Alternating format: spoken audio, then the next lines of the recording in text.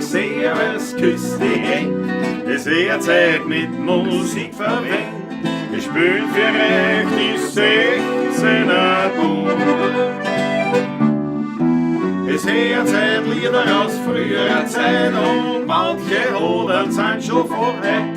Das Wiener Lied geht sicher nicht verloren. Ja, der Patrick spielt die Harmonika, Der Klausi zupft auf der Gitarre. alles Backe spielen wir noch den Wiener Schal. Die Quetsche klingt halt super fein, Die Kontrabombe hinten rein. und das Gesang klingt jetzt da schon recht normal. Drum leider grüß euch Servus, Es wird Zeit mit der Musik verwendet. Ich spiel für euch die 16er Chor. Es hört Zeit Lieder aus früherer Zeit und manche Hodern sind schon vorheit. Das Wiener Lied geht sicher nicht verloren.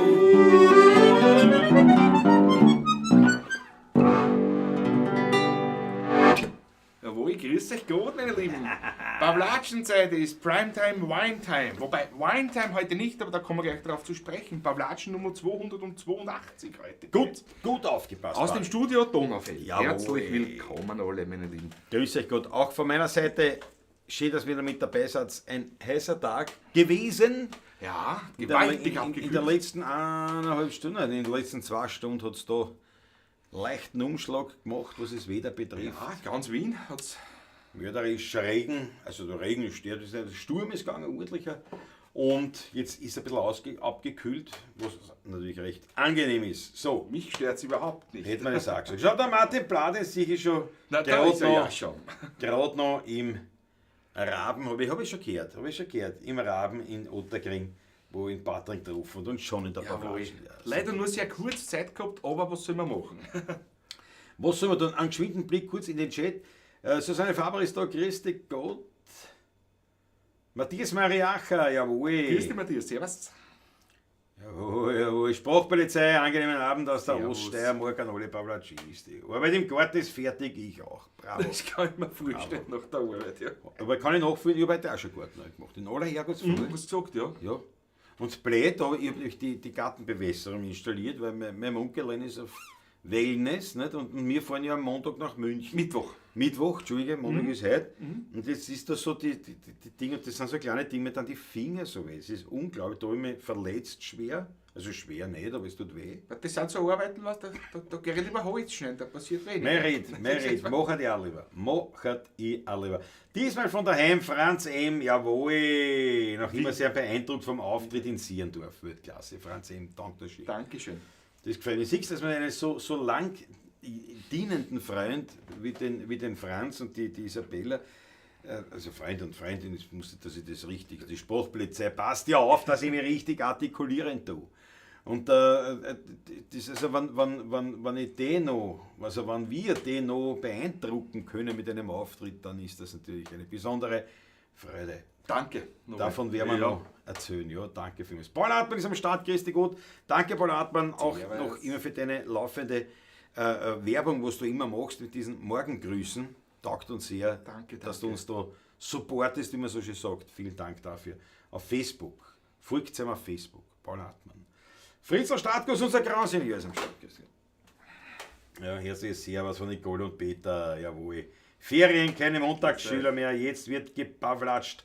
Was das Zeug hält, freuen uns auf euch alle. Bravo, Peter folgt und Nicole, grüß euch. Grüß euch. Schön, dass ihr dabei seid. Herzliche Grüße auch in die Schweiz zur Hetty, ist auch da, grüß dich Gott. Servus. Rudolf Corpes, unser Rodolfo Corpes ist am ganz Start. besonders. Grüß dich Gott, Landtagsstromer Markus, einmalig. Und Maba ist auch schon da, also Mittelhessen. Stark vertreten. Stark vertreten, wie sie es gehört. Peter Prachtl ist da, grüß dich Gott. KTM-Junkie, jawohl. Martin Blahr habe ich schon begrüßt. Iron Acker, unser Ackerl. Grüß dich Gott, servus. Wir haben auch schon kommuniziert, heute mehrfach. Jawohl. Roland Sperg, liebe Grüße von den Sperkis und Zierensack sitzen gerade bei einem Flascherl. Jawohl. So, pass auf, Roland Sperg, das ist gut, dass du da bist und gut, dass der Iron Acker auch da ist, weil Wir haben gesagt, nachdem wir jetzt in Sierndorf einen fulminanten Konzertabend gestalten durften, gemeinsam mit Uli Bär und Uli Winter, unter dem Namen Uli Bär und die kleine Partie. Genau. Mörderischer Rekordbruch bei der Bühne, Ja, was das Publikumsanzahl haben wir betrifft. vernommen, ja. Ja, ich weiß nicht wie viel, 220 oder Aber irgend über sowas. 200 war es auf jeden Fall, ja. Also toll, absolut leibend, super Publikum, super Gaudi. Es war durch und durch leibend, also wir waren beflügelt an unseren Instrumenten und es hat einen Sinn gehabt. Ja. Und wir haben dann bekommen eine kleine Aufmerksamkeit und da haben wir uns gedacht, nachdem das in Sierndorf war und diese Aufmerksamkeit direkt ein guter Schritt ist, nach München zu den Bretelspitzenaufnahmen im Hofbräuhaus, sprich in die Bierstadt, haben wir gesagt, wir werden heute. Erstmalig glaube ich nicht, aber nein, erstmalig nicht. Erstmal nicht, wir haben schon Bier getrunken. Wir haben schon mal von Bier Ludwig getrunken. natürlich. Stimmt, Saas, Ludwig und Sabine. ja, stimmt, Haben wir gekriegt, eine stimmt, ganze Batterie Ja. damals, verschiedene. ja, richtig. Also es ist aber einer der seltenen Augenblicke, wo wir Bier trinken. Patrick, darf ich bitten, nicht im Weinkühlschrank, Im Kühlschrank. Im Kühlschrank. Daher auch keine Kamera, jetzt wird nicht notwendig. Ich hole einfach. Ich habe da hergerichtet, nämlich einen Kiwi mit Eis. Auch, aber es ist ja trotzdem ein Weihviertelbier, muss man ja sagen. Es Ja. ist ein Storchenbräu. Ja, ja, das kann ich schon das verraten. kannst du ja dann sagen, wenn es da ist. Nicht? Das ist ja ganz, ganz, ganz wichtig. Man sagt, das werden wir uns heute einziehen mit euch gemeinsam. Bei Wienerlied, auch super Musiker, sagt Iron Acker. Danke dafür. Jawohl. Nein, war wirklich eine sehr, sehr leibende Geschichte. Absolut toll. Und heute haben wir ja auch schon einen Auftritt hinter uns. Jetzt haben wir schon bei einem Geburtstag gespielt am Nachmittag. Wir sind also schon eingespielt, wenn man so will. Da war es noch heiß, da hat es noch nichts geringt. Da schau her. Da schau her, jawohl. Schau dir das Bottle Ja, an. Freunde, das ist eine Flasche, was? Was haben wir hinten stehen? Was steht? Danke, Uli Bär und die kleine Partie. Jawohl. Köllerberg, Sierndorf, 19.07.25. Ich weiß nicht, ob man das lesen kann. Ja, kann man. Yes. Jawohl, gell, so. Ganz eine schöne Flaschen, 2 Liter mittlerweile. Darf ich bereits öffnen? Gut, das sind. Ich traue mich nur kriegen, fast nicht aufmachen, jetzt da. Naja, Wie lange ist denn na, drin? halt, wie lange ist drinnen, wenn man es kriegt, komplett. Ne? Patrick, du schaffst das. Ich bin Patrick. Über das Mikro. Das ist auch nicht leibend. Nein, das passt schon. Noch Risk, noch Fun. muss ich da anzahlen. Noch anzahlen? Ist Ja, sicher, dass ich mit anzahlen geht, glaube ich nicht. Ja, das ist nicht, ja. Mit anzahlen, glaube ich, geht es nicht zum Tag. Jetzt bist du schön gut ausgewaschen. Ja, Da schau habe ich aus, wie das gemacht gegangen wieder. Ne? Nicht nur, dass ich einen Wein aufmachen kann.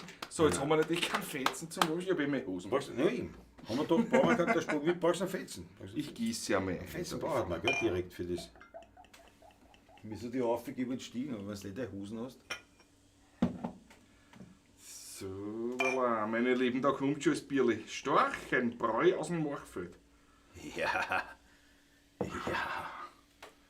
Ein Märzen haben wir da. Was schreiben sie sonst noch drauf, wenn dich jemand interessiert? Verwärmelicht und geschützt lagern. Okay, ja, das ist wichtig, kein Problem. Daheim sind in unter 7 Brunnen sind die daheim. Was haben wir da? Ein Vollbier mit 5,4 Volumensprozent Alkohol. Zutaten Wasser, Gerstenmalz und Hopfen. Na, ein Bier halt, so wie es gehört. Jawohl. Schau, Harald Thuner ist da einmalig. Landtagsstraße, der Doppler, ja, quasi, ja. Der Doppler Bier. Quasi. Sozusagen. Dann hol ich mir auch ein Bier von unserer Dorfbrauerei. Prost, sagt die Hette, bravo. Familienflasche, meint der Peter Voigt. Musikraum ist am Start, grüß dich. Und der Raffi. Grüß euch Gott. Franz M. spricht was an. Andere Frage. Klausi hat die Baggerübernahme geklappt. Na, scheiße. Ah, das ist eine falsche Frage jetzt. Da. Falsche Frage. Meine Frau Mama, mit ihren 84 hat sie das gegeben. Immer, wie wir gespielt heute. Der Bagger war angekündigt von der Spedition zwischen 13 und 16 Uhr. Meine Mama hat gesagt, ich mache das. Ich hole mir eine Freundin prompt. Die Frau Doktor, Medizin, Amtsärztin in Ruhe. Die Frau Medizinalrat, Hat wie sie- immer sagt. Ja, hat sich erbarmt. Hat gesagt, Ja. wir fahren auf da in die Klause und warten auf den Bagger und nichts ist gekommen und keiner hat sich geriert und gar nichts. Keine Berufsehre, habe ich gesagt. Nein, aber gar nicht. Und Keine Berufsethos mehr. Die sagen, ich mache mir einen Termin aus, den halte ich ein. Und wenn ich ihn nicht einhalten kann, melde ich mich. So schaut es aus. das ist schon ein Zeitfenster, nicht? Wir fangen auch zum Spielen an zwischen 11 und 13 Uhr. Ja genau, das können wir machen. Und dann rühren wir uns einfach nicht und kommen am Tag später. Gut, ich meine, Da werden wir das letzte Mal wo engagiert, sehr bald. Ne? Stimmt. Wobei natürlich in leichten Zügen, wenn ich mir denke, beim Tascheln spielen wir um 7:30, meistens um 8. Das hängt aber von der Situation Ja, dort immer zusammen. ja, Es spielt viel natürlich. Sound. Ja, aber es ist natürlich. Also, Ja. was der. Nein, stimmt auch schon. Nein, aber das ist wirklich ärgerlich. Aber Beruhigen Sie wir sich ärgern Ihnen. sich uns nicht, sondern wir freuen uns, dass ihr da seid und wir werden gemeinsam Sehr zum Wohl. bei herrlichem Bier jetzt am Wienerlied Abend genießen. Zum Wohl Sehr auf zum euch. Wohle, gell? Prost. Ja, der Klang ist halt natürlich ein anderer, nicht? Wie Ja. mit die-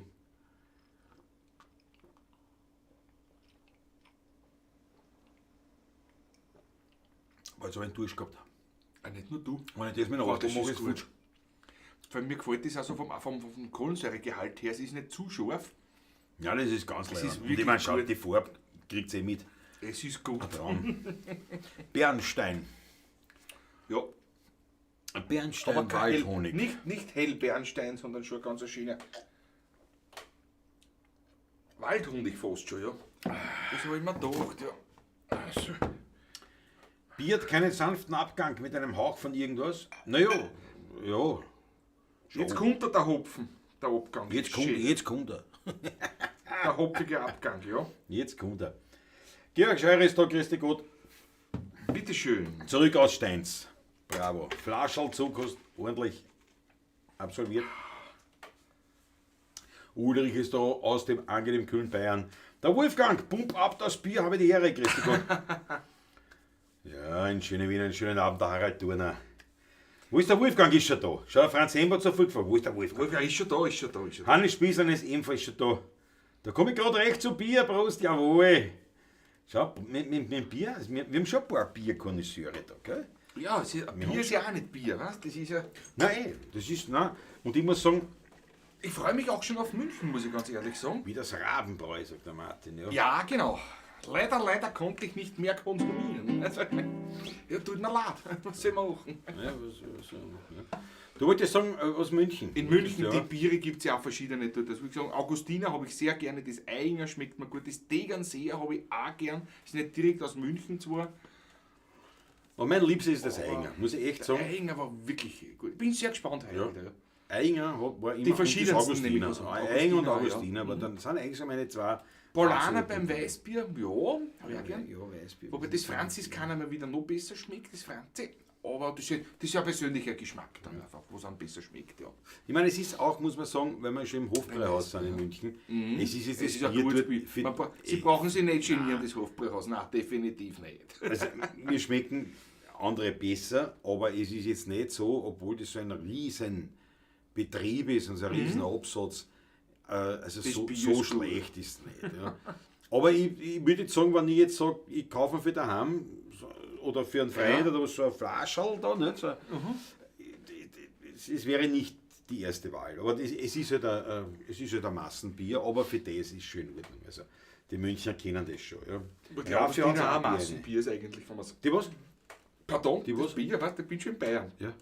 Das Was ist ein Massenbier? Was? ist Augustiner auch eigentlich, ist eine Riesenbrauerei. Naja, schon, aber jetzt, ich meine, es ist Auch Hofbräuhaus. mit mehreren München, Lokalen ist und so. Also das allein, wie Hofbräuhaus ist natürlich ein Wahnsinn. Das Die ist so kennen ja dort, weiß ich nicht, 10.000 Leute oder 20.000 Leute. Kennt das ein ja paar theoretisch. tausend Leute mit dem Ja, Garten, viel. mit allen Gärten. Über und allen 10.000 Seen war's sind. auf jeden Das ist Fall. Wahnsinn. War Wahnsinn, ja. Irgendjemand leider nicht mehr, aber es waren über 10.000 Leute, die am Ich Stück, weiß nicht mehr, auf am Tausende Stück bedienen bedient können. können tut, ja. Wenn wirklich alles voll ist, ist selten alles. Gärten Also, mit den Terrassen Garten auf und da alles, ja. und drinnen, die Wahnsinn. alle Säle offen sind, ja.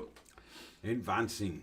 Manfred Kraft ist auch da, bravo. Servus, aus Manfred, Enns. In Enns ist er auf Seitzing, bravo.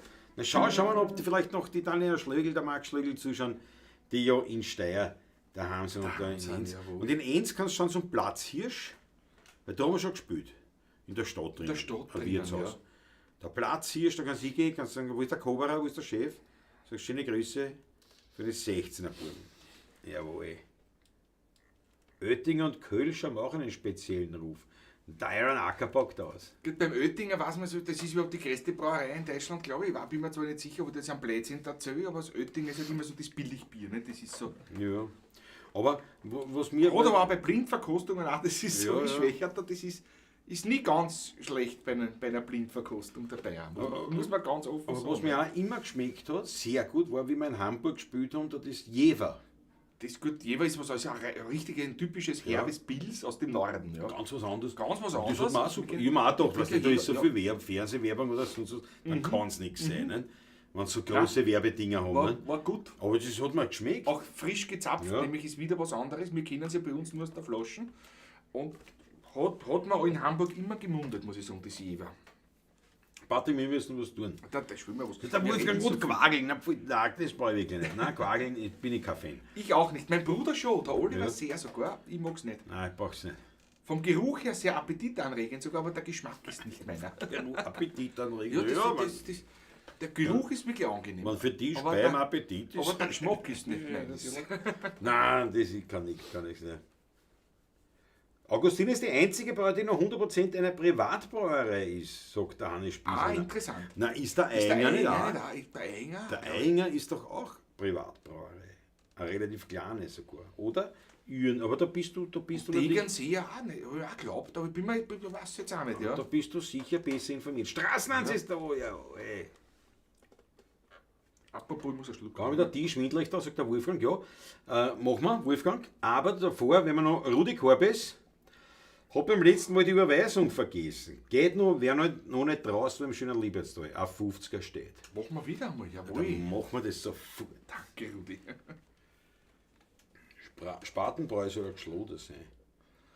Spaten habe ich ewig nicht getrunken, vor vielen, vielen Jahren einmal, keine Ahnung. Kann ich, Ja, das ist kann oft ich die, jetzt nicht- oft die Wirtshäuser und das Spatenbräu, ja. Ja, Aber in München weiß ich jetzt gar nicht, gell? Haben wir jetzt nicht so viel war mir gar nicht aufgefallen. Ja. Ja. Sorry, in München, okay. Na gut, pass auf, jetzt mal weg vom Bier, gehen wir zurück zum Wein. Wer noch nicht draußen war im schönen Liebestal ein Ottergringer Lied.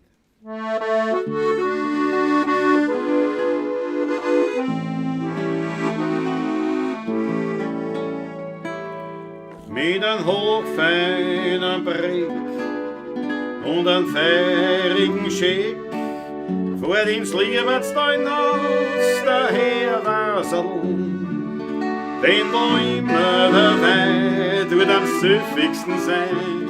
Ja, da trinkt er zum Kosten ein Glasel.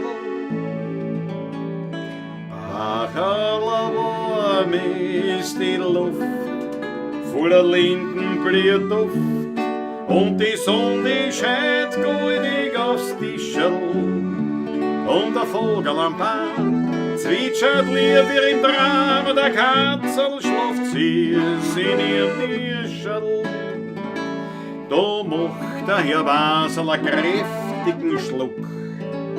Er lehnt sich vergnügt in sein Bahngeckel zurück. Wer noch nicht draußen war, im schönen Liebertstal, wo zwischen Berg und Schnee die Häuseln klar und schmal.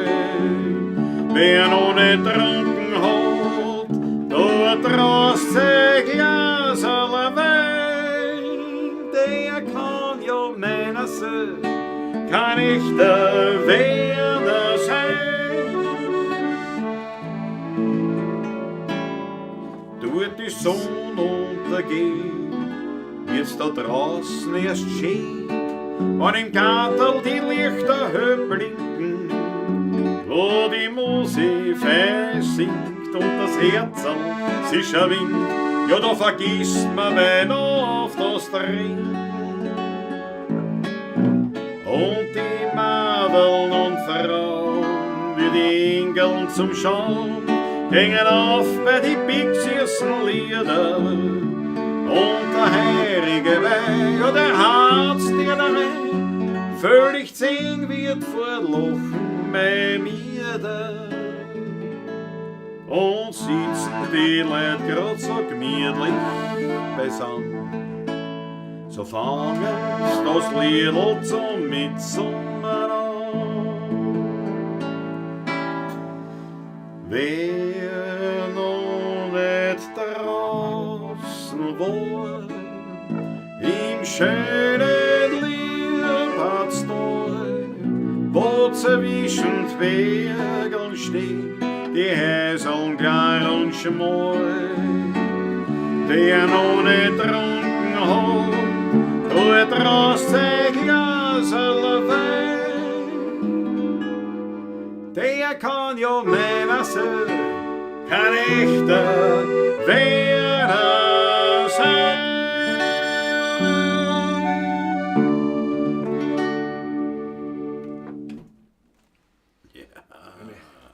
Version Deluxe, möchte ich fast sagen. Deluxe. Habe ich so ein bisschen gedacht, weil ich heute in Otterkring war, bei meiner Frau Mama, liebe Mama, servus, grüß dich. Aber ein bisschen so Revue passieren lassen, jetzt während des Stückes ein bisschen so Dating da mal, ja. Wir haben schon eine schöne Zeit gehabt im Untergang, gell? Es war wirklich wunderschön, weil ich dann im Raben, ich war auch in Ritchie getroffen, habe den jetzigen Besitzer davon und den Martin dazu, ja. Haben wir ein bisschen so über die alten Zeiten gesagt, das werden wir schon alt, ne? Das reden wir schon. Da sind die ganzen anderen reingekommen, so wie wir damals vor 25 Jahren. Die Rotzbuben. Die Rotzbuben und Rotzmenschen sozusagen, wie man sagt. Na, wirklich lustig. Wir drei sind am Fastelfunk gesessen. Es war sehr, sehr, sehr emotional fast, muss ich sagen, ein bisschen für mich. Ja. Aber überhaupt nicht weinerlich oder was.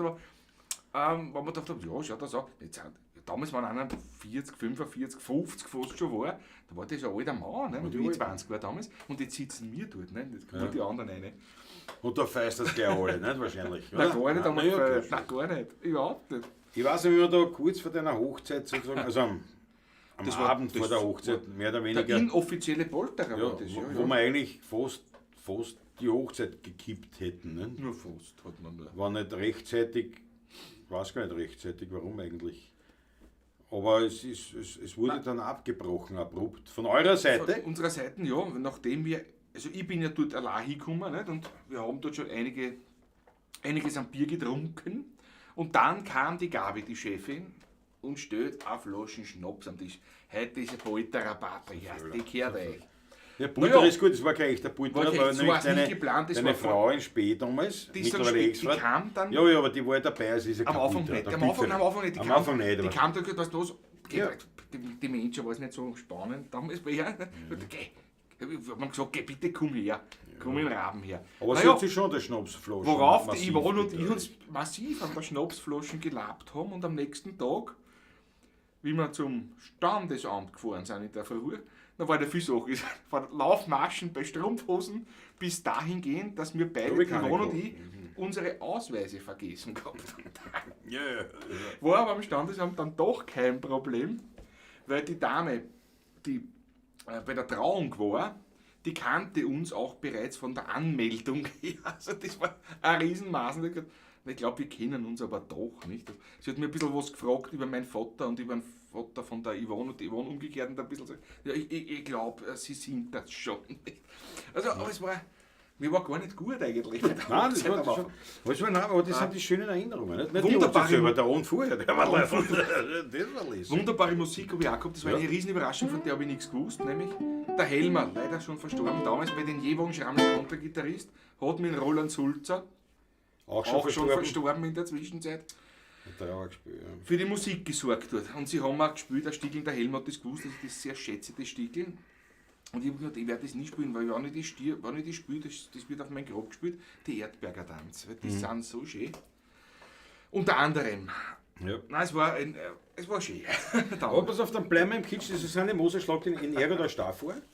Ja. Machen wir, aber davor machen wir noch, was der Wolfgang gesagt hat, der Baum mit der Tisch. Jo. Weil das passt da in diese Richtung, in der Schiene etwas romantisch, kitschige, leicht melancholische. Romantisch verklärend, aber das ist schön manchmal.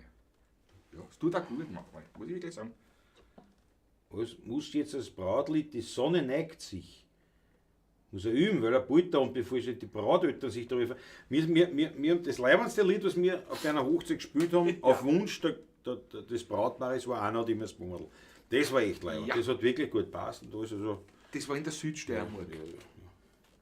Aber das haben wir eh schon dazu. Haben wir schon oft dazu. Aber das war ein Highlight, glaube ich. Von denen, einer hat immer das Bummel. Ja.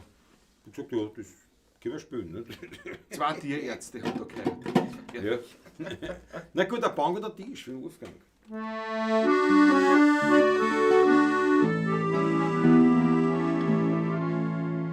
Vom herrlichsten Glück auf der Welt, die Großmutter Märchen dazu. Die Kinder, die sitzen voll Andacht dabei und träumen mit den vergangenen Mai.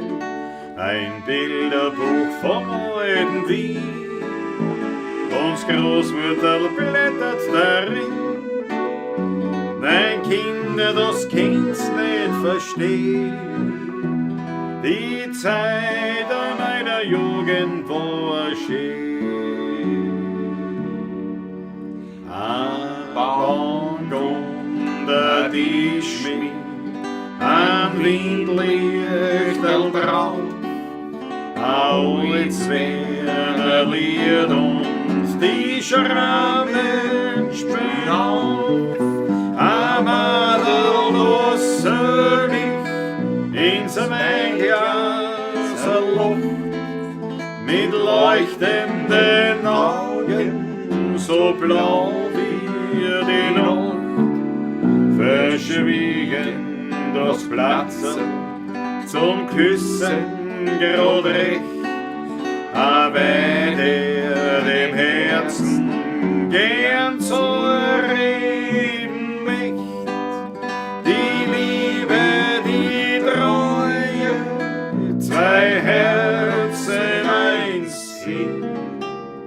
Ja, das klingt wie ein Märchen aus Wien.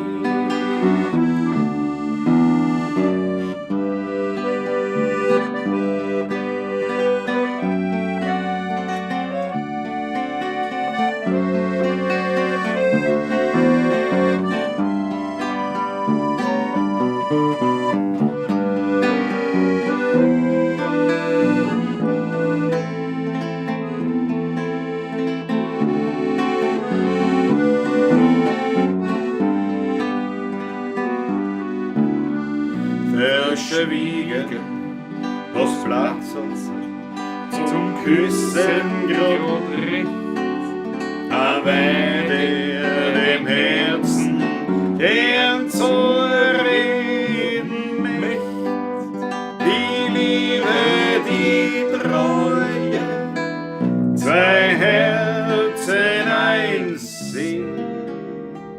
Ja, das klingt wie ein Märchen aus Wien.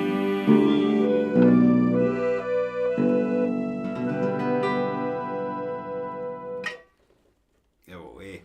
Kitsch as Kitsch can, wie man auf Neudeutsch sagt, aber Ja. es ist so schön. Das ist ein wunderschönes Lied. Wunderschönes Lied, weißt du? Hannes Spießler zu Recht, aber als fast fertiger Biersommelier muss ich euch tadeln. Solche Gläser für das gute Bier, absolut komplett korrekt. Ich habe heute nichts gesagt, der Glas war schon genug aufgebracht. Ich hätte Wegen ein Bagger, ich hätt mir Weingläser genommen, weißt du? Nein, das mag ich nicht. Ich weiß, das habe ich auch tatsächlich heute schon überlegt. Biergläser habe ich keine. Also ich habe nur so Kriegeln, also so ein paar, Seilen, glaube ich, zwei, drei Kriegeln, zwei, drei Seilen, so irgendwas. Aber ich trinke das Bier tatsächlich am liebsten aus der Flaschen. Und ich trinke Bier fast nur daheim. Ich nicht. Ich Ja. bin ein Ich weiß, Schenker ja. daheim. Ja, genau. Aber Auf der ich- Baustelle nicht, aber Naja, Oder daheim. ich trinke sonst kein Bier. Also ich trinke nicht daheim ein Bier auf über verschiedene aus einem Flaschen. Weißbiergläser, Ja, das habe ich. Biersommeliergläser habe ich Ja. ein paar zu Hause sogar. Weißt, Verschiedene da habe ich lieber Bier daheim. Tulpen, Wie verschiedene viel Glas verschiedene haben wir? Grillen. Na, und dann gibt es ja eben diese, ich finde es aber eine Unsitte. Ich finde es eine Unsitte, diese Weingläser. Ich finde es eine Unsitte. Das ist also ein Bier, so ein Stillglas. Ich weiß, das geht jetzt auch über in einem Heimlokal. Jetzt willst du, das ist ein Aperitif. Na, was jetzt fangen sie an in Prosecco mit dem ganzen Scheißdreck und diese Seil gegen ein Durst war leibend. Ne? Ja, und dann kriege ich ein Stillglas mit dem. Ich denke mir, nein, das gehört kein Bier rein. Ich weiß, ist üblich heutzutage, aber nein. Und da habe ich gedacht, ich nehme den aus der Flasche damals schwer. Außerdem kein Publikum macht man Was das heißt nicht. das? Wie schaut denn das aus? Wie schaut das aus? Außerdem, wie schauen wir nachher Wie aus? schauen wir aus nachher, ja? Also daher, nein.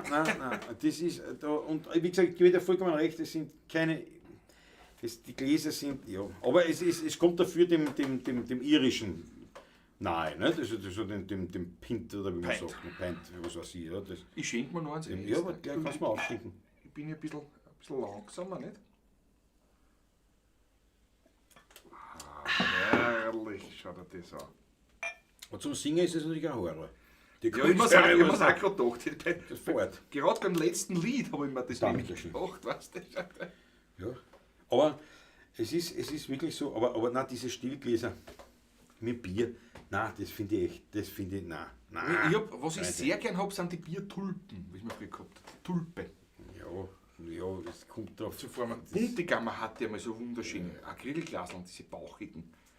Auch mit kurzem Stiel, einmal wie ein kleiner Bub, da mal lang kein Bier drin. Ja. Ja, meine Liebsten sind, wenn das ist ja richtig Kriegel. Ne?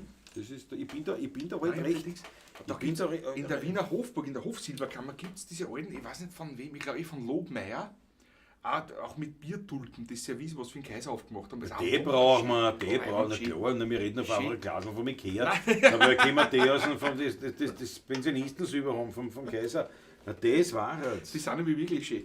Da gibt es die Muslinglas-Serie, nämlich von die gefallen mir gut. Aber die Art, die Form. Aber ich bin da nicht so. Ich will's Hoffmann hat auch so schöne Sachen, überhaupt Gläser entworfen für mich, auch schöne, wunderschöne Sachen. Ja. Schau, der Franz Spießlein, die ungeeigneten Gläser haben wir auch schon Ja. bemängelt. Der Franz eben. Naja, okay. Bier trinkt man aus der Flasche. Danke, Aaron Acker. Na, wirklich. Das Einzige, wo ich es nicht außer trinken muss, ist die Dosen. Die Dosen, ja. Ich habe zwar Dosenbier besonders gern, weil es wirklich die beste Qualität ist in der Haltbarkeit und alles. Absolut, Aber ja. aus der Dosen trinken finde ich nicht, aber aus der Flasche, also aus der Glasflaschen, Glasflasche. ja, ja. Also, oh, das ist ein kaltes Bier. Zisch. Ist schon leibend. Trotzdem zum Wohle, meine Lieben. Schau, der Hannes spitz zu, ich schicke euch ein paar Biergläser, schöne. Habe ich noch genug Doppelte von meiner Sammlung. Da freue ich mich sehr darüber. Ja, da freut sich der Patrick, weil ich habe dann habe ich wieder ein paar Glas. Ich freue mich sehr. Aber der Patrick freut sich dann sicher. ein paar Alte mich entsorgen von mir, was ich habe, nein, das ist immer drüber freut. Ich hab als Jugendlicher, wie sie so gehört, auch eine Bierkrugsammlung gehabt, begonnen. Ich habe es eigentlich noch immer theoretisch, aber mich interessiert es nicht so wirklich. Jetzt stehen sie alle bei meiner Mutter in der Kohle. Aber ja, nein, es ist nachdem bei mir liegt es wirklich daran, ich trinke ein Bier daheim, schlicht und einfach, ich trinke die paar Bier, was ich trinke, für das zahle ich es nicht. Und ich hätte eben diese Gläser, aber die werden wahrscheinlich auch schon wieder verstaubt oder was weiß ich was. Das ist der Herr Lurch wahrscheinlich. Der drauf, Herr ja. Lurch. Aber Hannes Spießleiner, Aber das soll jetzt keine bitte- Schmach dir sein, sondern Nein. bitte, wir freuen uns sehr. Wir freuen uns über Präsente immer außerordentlich.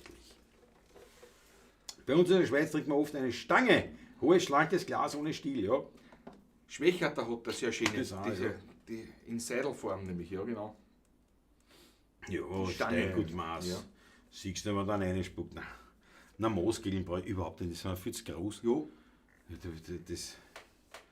Der Raffi sagt klausewahre Worte. Bravo. Ich weiß nicht mehr welche, aber na, von der Flaschen wahrscheinlich. wahrscheinlich. Flaschengrill. Schossen am Mama am Moped da. Ja. 2 Maß vom Hofbräuhaus täten schon reichen. Da habe ich gesagt, Moos brauche ich nicht. Gegen ein Liesel ist nichts einzuwenden. Stiefel drin. Wir haben früher Stiefel drin. ja. Und da musst du aufpassen, wie viel haben denn reinpassen in so einen Stiefel? Das war eine große. 4 Liter in den Glauben. Ja, kannst du. Na, 4 Liter nicht. 4 Liter, glaube ich 2 Liter. 2 Liter, dann ist das Flaschel. Das ist Ja, naja. Ich glaube 4 oder 6 Griegeln. 6 auf jeden Fall, ja. Ich glaube 6 Grillen haben wir auf jeden Fall. 4 oder 6 Flaschen Griegeln rein, war, das ja. passt. Und da ist immer aufpassen müssen, wenn es dann vorgekommen ist, weil wenn dann die Luft in den Stiefel in die Spitze gekommen ist, weil man muss den natürlich mit der Spitze nach oben trinken. Auf die selbstverständlich. Seiten geht nicht. Du musst das auf, und wenn die Luft da in den Zehenspitz reingefahren ist, in den Stiefelspitz, Und man hatte vorher schon ein paar Grillen. ja, oder man war nicht sanft genug im Schwenken, dann hat es das ganze Bier reingeschwappt. Und natürlich war das war natürlich Eine Schmach, eine Schmach, ja. Mit dem Pint kratzt gerade die Kurven, gell, Georg Scheurer? Aber habe ich gesagt, ne? Schau, der Wolfgang sagt so, oder? Stiefel. Der Pint, wie sagt man? Pint? Pint. Ein Pint. Die schauen genauso aus, die Pintglaseln. Ja, Im Guinness also, ja, die schauen genauso aus. nicht so eckert unten oder so, aber Naja, aber das sind Aber ja es passt Pitcher, schon. sind das die Pitcherglaseln? Ich weiß gar nicht. Nein, die in der Klase. Original Pitcherglaseln. Ja, die sind- sind sehr ähnlich. Keine Ahnung, was das hier ist. Wer nicht viel kostet, sage ich jetzt einmal. Ja genau, Zwettler hat ja auch solche Bierstangen, sagt der Andi Spiesleiner. Ja, genau. So, wo waren wir denn jetzt da? Warte mal. Ja, da Stab waren wir jetzt eigentlich. Jetzt haben wir Herger Stand, jetzt müssen wir noch kurz Schoß an der Mama wie die Susanne Fabra, aber es war noch irgendwas, bilde ich mir ein. War noch was dazwischen? Was war denn? Ich bild mir's ein, vor lauter Reden über den. Auf einen Brick haben wir auch gespielt. Haben wir schon gespielt? Na, wurscht, fällt mir schon ein. Ist ja wurscht. Dann jetzt einmal der Herrgott, dann machen wir einen Herrgott, der Stand. so. Einfach einmal so. Ja.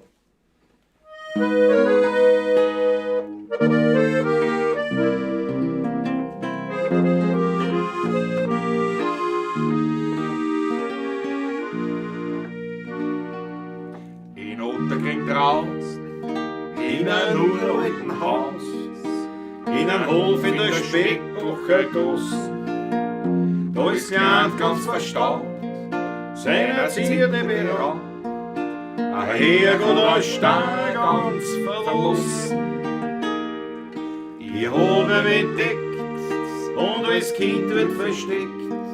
Mein Kinderrädel unter meine Stuhl. Denn die größeren Buben wollen auf die Stuhl wie die Null. Als Kinderrädel jeden zum Stuhl. Herrgott aus Stein, du nur ein Land, was für als Bibel verstanden. Du hast mein Besitz immer beschützt, bist wie ein Freund davor gestanden. Oft hab ich gewarnt oder mich an die geahnt, denn Kinder Sorgen sind groß. Herrgott aus Stein, du nur ein Land, du warst mein einziger Trost. Ja, das ist schon lang her, Von dem Haus steht nichts mehr und Otterkring hat sich verändert. Heute wird überall gebaut oder so jetzt zerhaut. Auch die Menschen, die haben sich geändert. Ich fahr öfters noch raus, denn meine Mutter wohnt raus. Und wie ich so hingehe zu ihr, da liegt ganz verlassen, zerschlagen auf der Straße, mein steinerner Herrgott vor mir.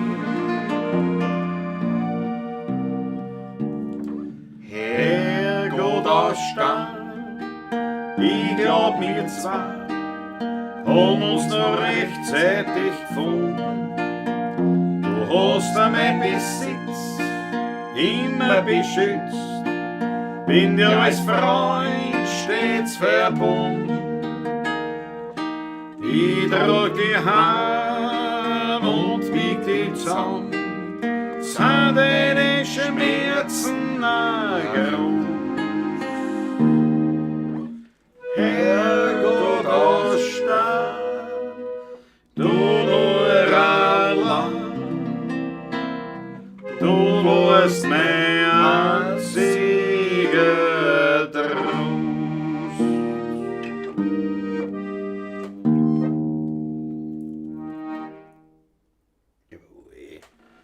einfach so einmal den Herrgott aus Stein. Schöne Nummer. Absolut, ich spiele es immer wieder gern. Ja. Nach Die wird all mir den nicht Jahrzehnten, muss ich ehrlich sagen, ja. Wird mir nicht falsch. Vor allem auch die Kriegen und die Achteln. Ja, das absolut. Ist mir echt gefällt's auch, ja. Das ist schön. Nach Sierndorf müsste heute aber schon was Bluesiges anreißen. Akos war recht. Oder? Ja, stimmt. Schau, die Achteln. Martin Blau, ich liebe dieses Lied. Ja, das hat schon was. Es hat wirklich was. Blues, ja. Replik. Ich bin ja, wir haben heute gespielt, beim Geburtstag, das war sehr leibend, weil es drinnen war, in einem klimatisierten Raum. Ja.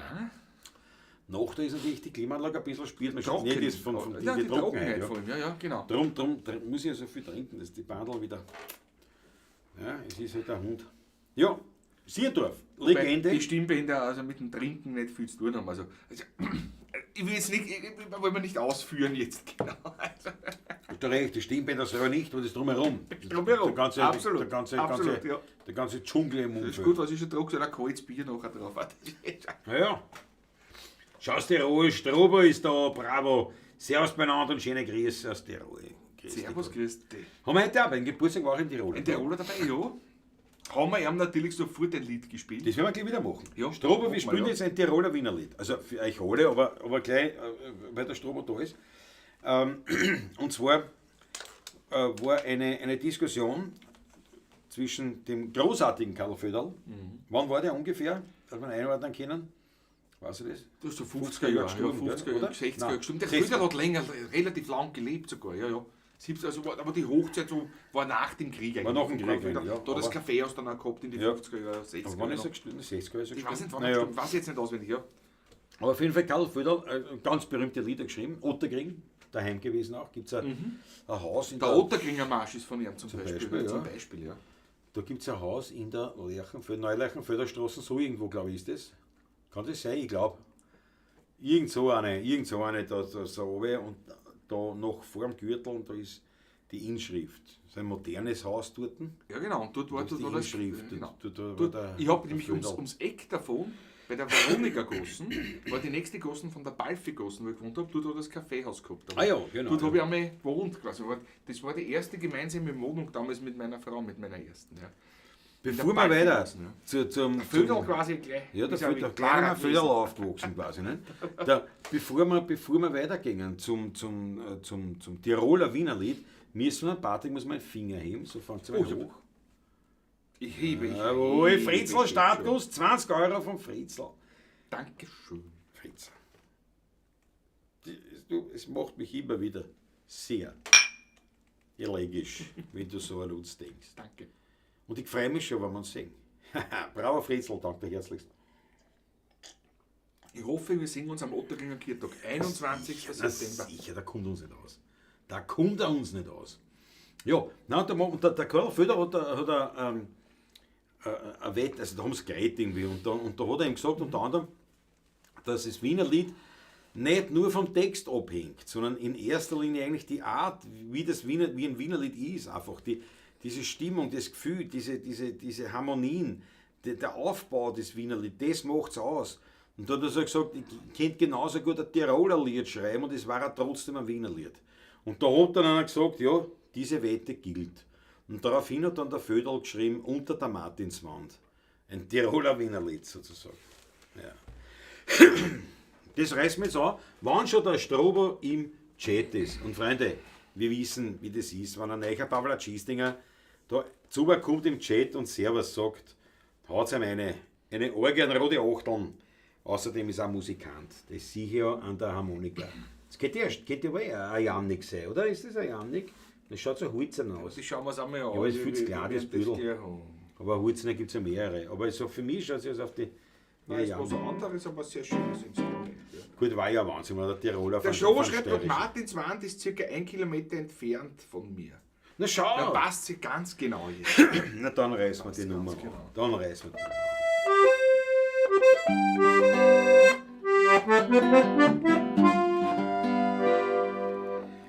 Ein Dirndl so erzählst die Leute Mut, worin ein Wildschütz einst verliert. Sie hat ihm gesagt, geh nimmer wütend fort, weil es nur ein Unglück bringt. Noch einmal sagt er, los noch wütend mit, die schönsten Blumen bringe ich mit für dich. Da schossen haben sie ihn gefunden in der Früh, die Blumen in der Hand für sie. Unter der Martinswand, ganz nah am Felsenrand, du schaut ein kleines Matterl ins Ziel Tiroler Land. Umgrenzt von Enzian steht's nur das Söhnerland mit einem blassen Spruch am Schriftenband, für die goldene liebe Buhr, für die Gold auf immer, der Herz schlägt nimmer mehr, die Welt ist leer. Unter der Martinser Wand, ganz am Felsenrand, da schaut der Martin links, Tiroler Land.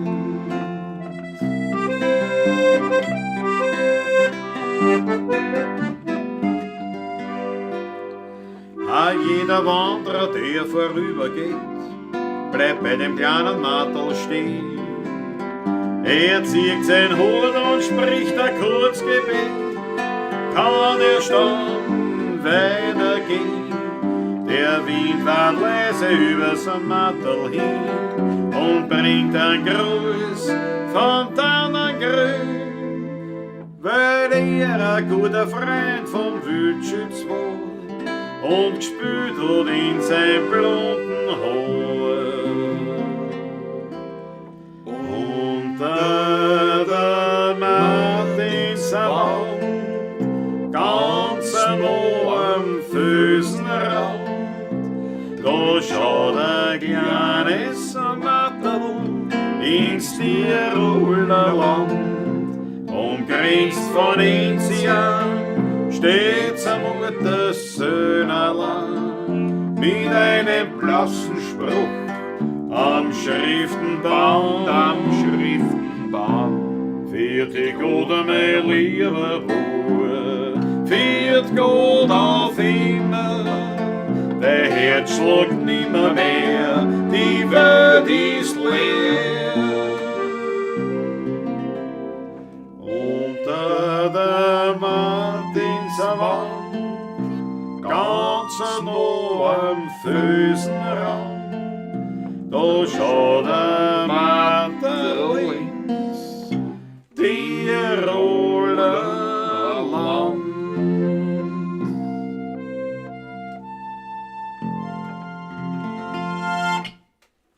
Bravo Föderl. Jawohl, jawohl. So heißt übrigens auch ein Potpourri, das es gibt daheim. Ich hab die Noten Bravo Föderl. daheim. Ja. Das heißt Bravo Föderl, lauter Föderl-Melodien. Hat sehr gerne, wir haben ihn heute schon erwähnt, der bei meiner Hochzeit gespielt hat, der uns leider heuer auch verlassen hat. Roland Sulzer hat das sehr gern gespielt, dieses Potpourri. Ist nämlich wirklich schön eigentlich, als Instrumentalversion auch gedacht, für Klavier.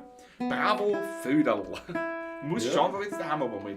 Da sind nämlich unbekannte Sachen dabei, sind aber lässige Sachen, teilweise auch swingende Sachen und ein bisschen so Sachen, also wie man halt in die 40er, 50er Jahre geschrieben hat dann. Ne? Wie also,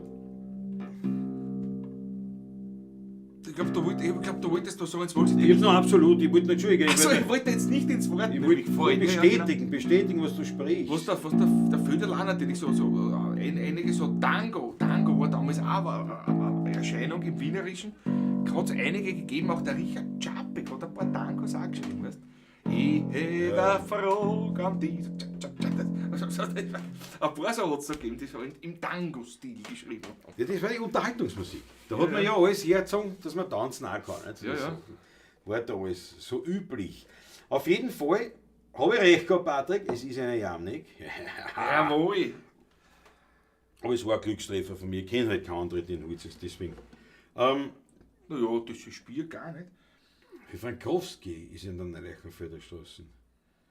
Dort beim der letzten Bombenangriff auf ihn ums Leben gekommen ist. Der Frankowski ist auch dort, aber irgendwo in dem Grätzl, irgendwo dort ist, ich weiß nicht, ob es in Neulachenfelder, aber irgendwo ist diese Föderl, wo er gewohnt hat, wo er gelebt hat. Also ich glaube, er aufgewachsen ist, also, oder geboren wurde sogar in dem Haus. Irgend sowas. Irgend sowas war es. Die 8 Leute, danke für Grüß euch, ich bin zum ersten Mal dabei, Gabriela Zimmer. Der Weltklasse, der gütet das natürlich auch. Aber das macht sich ja verständlich. Schau dir an, Steiermark, Bernhard Retter, heute haben wir lauter Neiche in der Weltklasse, das gefällt uns total. Grüß euch gut, bravo Bernhard Retter und natürlich bravo Gabriela Zimmer. Da muss ich aufpassen, das ist ein Zimmermann im weitesten Sinne singen, weil meine Eltern haben Freunde gehabt, Zimmermann? ja, Zimmermann, und da hat sie, glaube ich, auch Gabriele geheißen. Das kann Also nicht gefährlich werden. Gabriela, sondern ich glaube Gabriele. Aber das weiß ich nicht mehr. Ja, ja. Mein Gott, nein. Ja, willkommen im Club, bravo. Judy Austria ist auch dabei. Jetzt sind wir glatt die Zacher in die Augen gestiegen. Nein, Sehr schön. Waren Ja, doch aber- nicht, ist doch nicht Ja. notwendig. Aber schön, wenn Musik berührt, ist es immer schön, weißt du? Ja. Ist ja nicht weinen. Absolut, aber. Also was zahle ich auch? Jesus, nein. Patrick, du musst mich immer, Aber wann- du musst mich immer ein bisschen da, korrigieren, wenn ich so forsch das auf. Ich korrigiere dich dann in München, wenn wir Ja, sagen. das weißt du? magst du nämlich. Bei den Bredelspitzen, Ja. wenn wir es richtig Du korrigieren. kannst mich korrigieren. Ich will nur darauf hinweisen, wenn ich erst einmal die Musik Nein, das hole. macht, da sind wir eh kleinlaut. Da gibt es eine Regie und alles, was. Und das ist alles ganz durchgeplant, alles. Da müssen wir uns auch wirklich bei den Liedern auf die Wortwahl muss alles sitzen, von vorn bis hinten. Sonst kommt sofort eine Rüge. Das ist aber im Video, was uns vorher geschickt hat, wo man sich das anschauen können, also die Regie tut. Da kommt dann immer die Rüge. Das habt ihr aber, da habt ihr aber nicht gesungen wer, sondern da habt ihr gesungen wäre oder so. Nicht? Das ist, Ich sage immer, war ist ja wurscht. Und dann sind wir, nein, ist nicht, sage ich, ist schon. Gabriela sagt ja, das A ist wichtig. Ja, ich weiß, ich kenne auch eine Gabriela. Und die also legt man viel Wert. ich verstehe das immer, weil das ja doch sehr schauspielerisch geprägter ist, die Bredelspitzen zum Teil natürlich, mit Sketchen und so weiter. Ja, Da ist die das- Wortfolge ja. natürlich wichtig. Oder nicht beim Lied, ist beim das Lied wurscht. selber ist es eigentlich wurscht. Nicht? Also, Viel wichtiger ist, später aber doch noch, schönen guten Abend aus Helsinki. Uli Slonek ist am Start, grüß dich, Uli. ui, Schön, was dass hat meine du- Hand gefühlt So. hier bei mir jetzt. So, Freunde, pass auf. Erstens, nein, ich wollte jetzt darauf hinweisen, ja, Birgit ist auch da, die Fuchs Birgit. Servus, Grüß grüß dich Gott. dich. Ich wollte eigentlich darauf hinweisen, wenn ihr schaut, wann euch die Musik taugt, wenn man sagt, ja, Leute, jetzt haben wir was in Hut für die Musik. Das könnt ihr machen. Die Informationen findet ihr auf der Videobeschreibung. Was der online oder PayPal oder was jetzt so Möglichkeiten gibt, gell? So in die Richtung. Ich hätte mich wahnsinnig gefreut, wenn es so reinhaut. Wenn nicht, gefreut es uns nicht so, aber es macht uns auch nicht unglücklich. Also Genau. es war einfach nur leibend. Wenn es was reinhaut und wenn nicht, dann einen schönen Abend habt, haben wir auch gewonnen. Bis Depper, das ist ein Bottle, sagt die Judy Austria.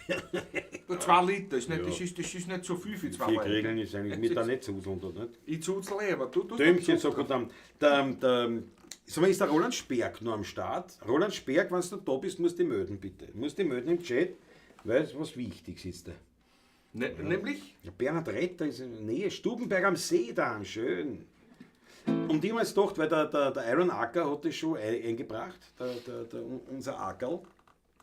Der nämlich, und das ist jetzt nämlich die Weltgeschichte, erstens in Sierendorf mit dabei war, mit der Kamera, Frau Lockett, es wird etwas geben, Ja.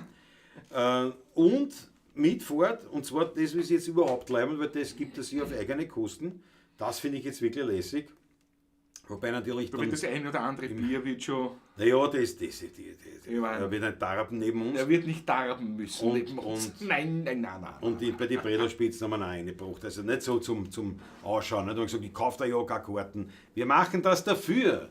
Hat er die Kamera auch dort mit. Das heißt, es wird das eine oder andere Backstage-Erlebnis geben. Ja. Aufgenommen vom Iron Acker. Also auch das. Der hat ganz schön was zu tun mit uns jetzt. Und ich habe bereits von der Nina bekommen, von der Künstlerbetreuung von dort. Sie freuen sich alle schon sehr, dass unser Kameramann dabei Ja. ist. Die freuen sich endlich eine Freuen Kamera. sich- Und die schreiben aber wirklich nur so, ich kenne die Bretelspitzenfamilie, wo wir jetzt dazugehören, auch in der Zwischenzeit. Wir wurden ja aufgenommen schon von Jürgen und den anderen. Die freuen sich wirklich. Also, wenn sie sich nicht freuen, schreiben sie es auch eine. Also, denen ist nichts sagen. Nicht? Aber wenn es steht, wir freuen uns, dann ist es auch so gemeint, Christoph. Ja, auf jeden Fall. Definitiv. Auf jeden Fall. Ja. Lauter Gescherde im Chat, ja, ist ein Wahnsinn heute. So, und jetzt hat ja der Ackerl gemeint, es gehört was Bluesiges. Also Prost, ja. Prost einmal. Naja, der Klang ist natürlich jetzt beim Bier nicht so. Es ist mehr ein Schäberer. Ne? Mehr ein Schäberer.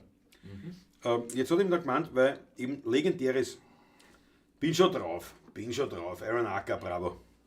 Weil er gemeint hat, es gehört jetzt was Bluesiges gespielt im Zusammenhang eben mit dem Auftritt in Sierendorf. Es war wirklich lässig. Es war gelungen. Das Publikum war ein Traum, wir waren Ja. gut drauf, dank euch, dem Publikum natürlich auch. Man steigert sich als Künstler noch mehr. Ja, klar, das ist ist einfach, einfach wahr. das ist der Wert des Das ist- Publikums, ist nicht zu unterschätzen. Nein. Au contraire.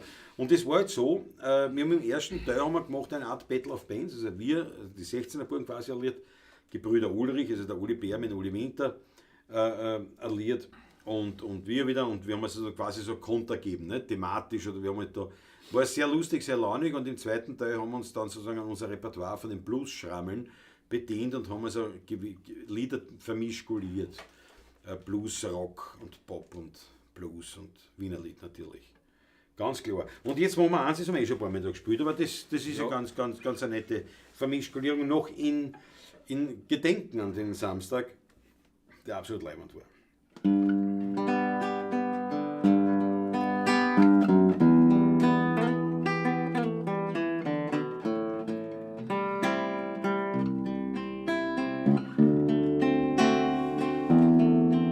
When I follow to the station, suitcase in my hand. When I follow the station, a suitcase in my hand.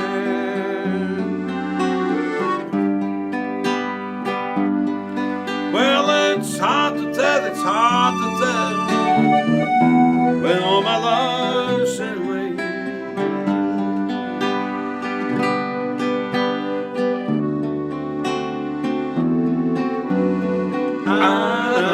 Anonima Lesboma,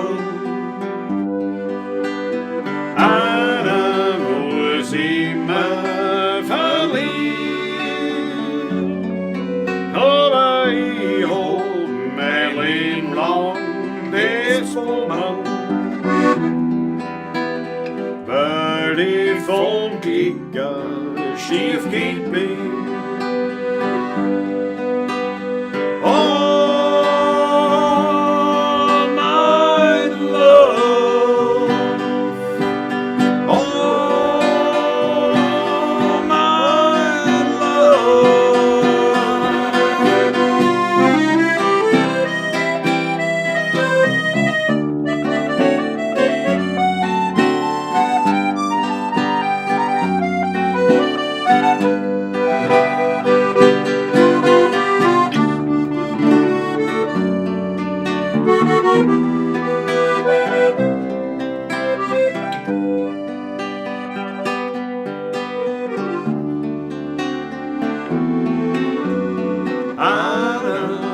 Anonima Despoma,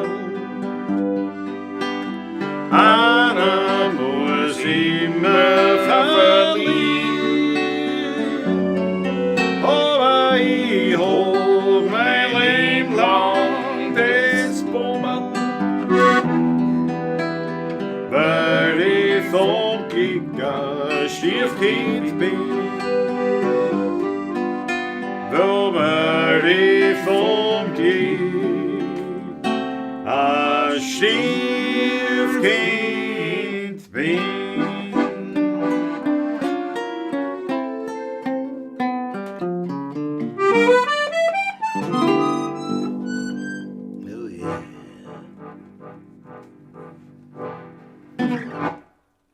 Oh yeah. Yeah. Ja. Yeah. Lauf in den Bummer. Jawohl. Eine Weltinterpretation, sagt Martin Blaha. Ich danke dafür. Dankeschön. Rutger Watsch schlägt zu. Ja, mein Lieber, erst. Passt auf, wenn ich wirklich zuschlage am Herz. Aber es war wirklich eine sehr nette Geschichte. Und jetzt marschieren wir ja, wie gesagt, am Mittwoch. Morgen werden wir sehen, ob vielleicht ein Bagger geliefert. Wer weiß. Ich stelle mir es halt so vor, ich als naiver Mensch. Wunder geschehen. Ja, ich stelle mir jetzt so vor, jetzt steht wahrscheinlich der Bagger in dem Lastwagen drinnen. Und wahrscheinlich wird er morgen vor der Tierstimme sagen, ja, ich bin da, wo bist du? Sag ich, ja, einen Tag zu spät bist. Aber wenn das irgendwie hingeht, dann muss ich morgen natürlich noch Geschwind an in die Klasse fahren. Hupfer, ne? Wirklich wahr. Und dann halt, dass ich den noch irgendwie halt dann noch ein bisschen verstanden kann. Ich muss den Zaunbahn irgendwie So steht ja dort in der Einfahrt, das ist ja nicht der Sinn der Sache für 2 Wochen, weil wir ja dann die restliche Woche eben in München sind und die Woche drauf spielen wir jeden Tag, meine Herrschaften. Ja, Da genau. geht nichts weiter, da kann ich nicht rausfahren. Fast jeden Tag. Fast jeden Tag. Ja, aber es geht sich dazwischen nichts aus. Nicht? Das ist, Ja. dass du rausfährst, nicht? Richtig, Das ist ja. das Problem. Deswegen bin ich morgen massiv ohnehin beschäftigt, wahrscheinlich. Ich bin sowieso morgen auch noch. Schauen wir mal, ob sie überhaupt Aber- reden, was weiß man. Naja, und dann ist schon München angesagt. Und da geben wir uns natürlich einige Sachen Ich freue mich schon. wieder. Das wird schon wieder leibend. Was sagt der Manfred Graf? Der hat immer die arme Anna. Ja, die Anna hat immer das Bummerl, ja. Allmal Staff, Weltklasse. Ja, sie waren sehr bemüht. Ja, naja, gut. Habibi, Wolfgang sagt Habibi. Mhm.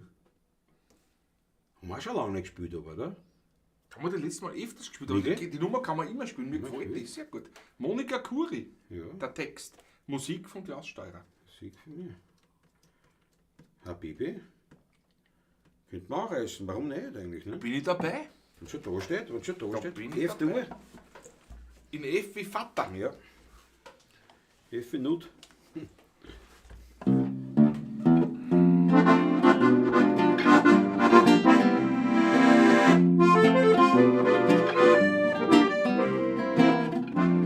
Jahre schon wohnen wir im gleichen Haus.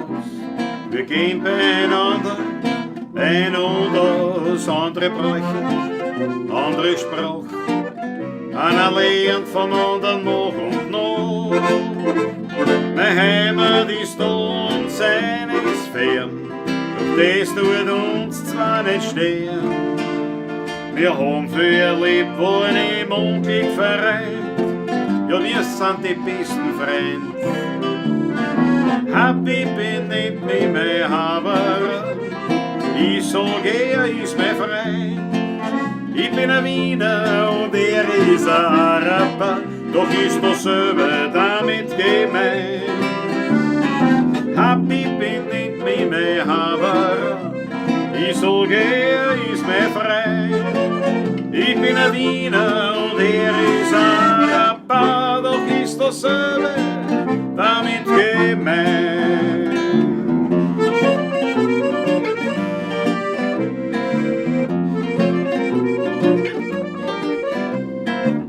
Unsere Kinder gingen ins gleiche Glas. Sie spielen miteinander und sie haben viel Spaß.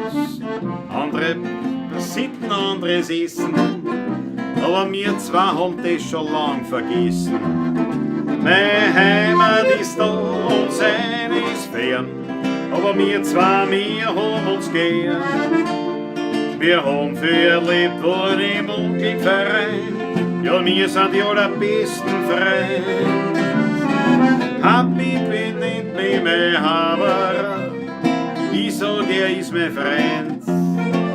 Ich bin ein Wiener und er ist ein Araber, doch ist dasselbe damit gemeint.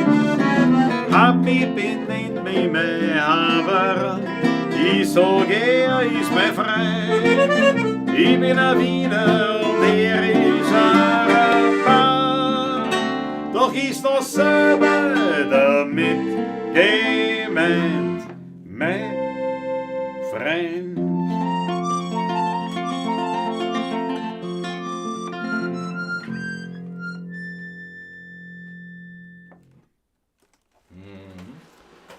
Gelungene Nummer, Herr Kollege. Ja, Und dir. Gefällt mir. Dankeschön, Dankeschön. Schreibt schöne Sachen. Da kann man nichts dagegen sagen. Was sagt der Rudi Korbis? Wann ist eigentlich Herr Pavlacis die Treffen beim Taschler? Der dabei ist oder soll ich den Manfred anrufen?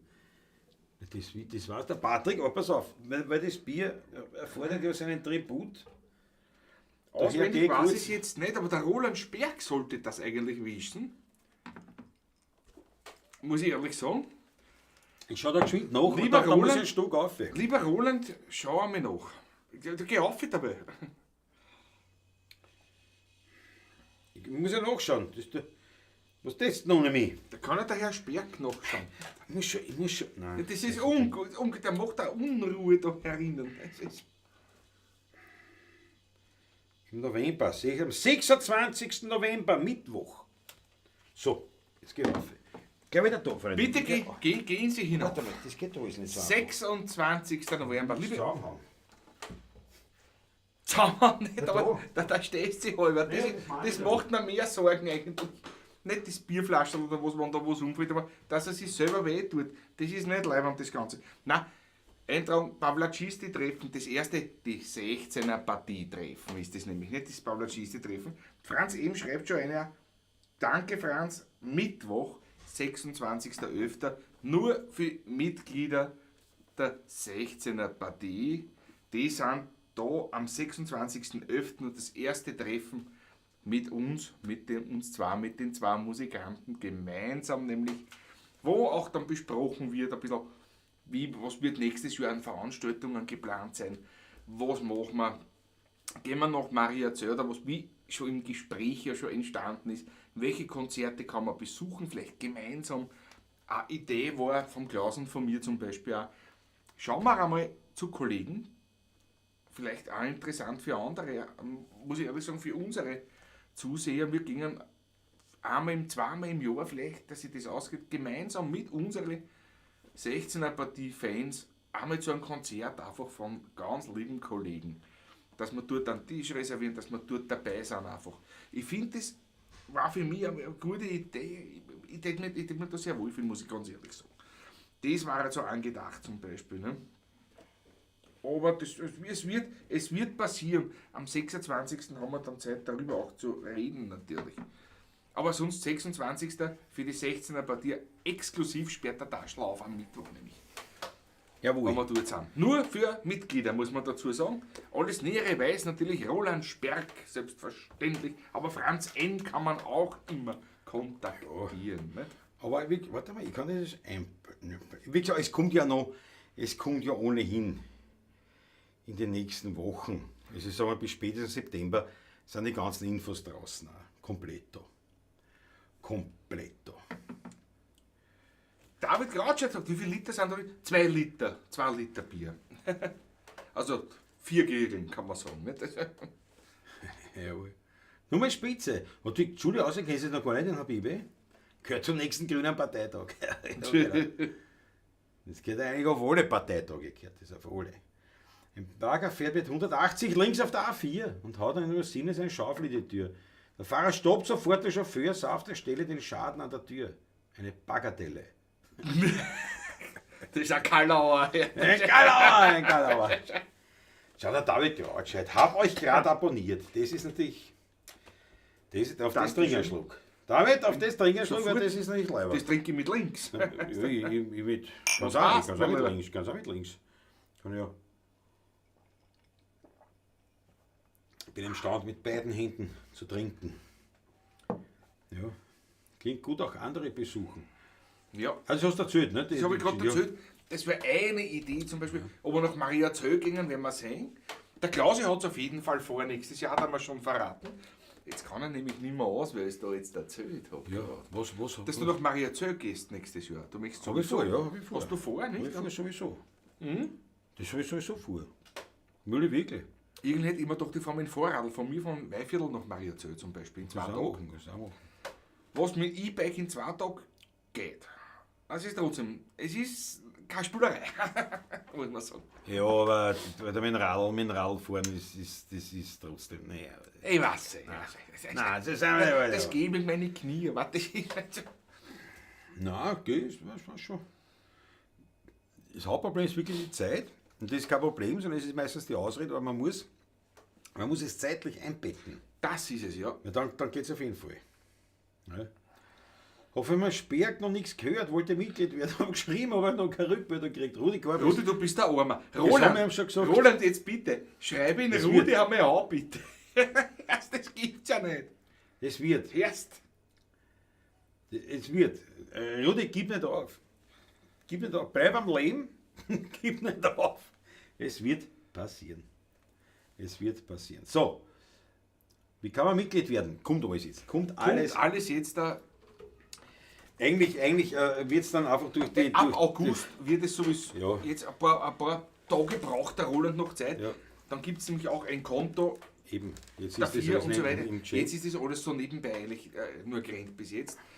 Und der Partie 4 der Polier. Und es wird eigentlich, also wahrscheinlich der Aaron Ackotto auch schon einige Sachen erstellt, da Jo. über die Google-Dokumente, irgendwas, dass das alles einfach geht und so. Genau. Dass man sich leicht anmelden kann, dass das auch dann irgendwie eine geordnete Geschichte ist, muss ja auch was die DSGVO, was weiß ich, was konform Und so weiter sein und so fort. Ja, genau. und so weiter. Müssen Sie die Herren da ja Aber es wird im beschäftigen Endeffekt damit, jetzt darauf auslaufen, mit der Einzahlung des Mitgliedsbeitrages, des jährlichen Mitgliedsbeitrages von, Patrick, an Dusch bitte.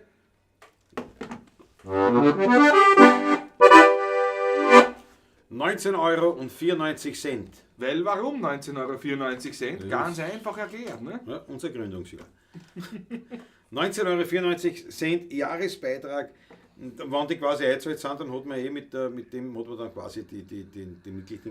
Und dann kriegt man, dann steht man ja auf der, also das kommt alles. Und dann ist es so. Ein bisschen dauert es, sagt der Ackerl, mit dem Verein. Das Amt lässt noch auf sich warten mit der Nummer. Ja. Ja, okay.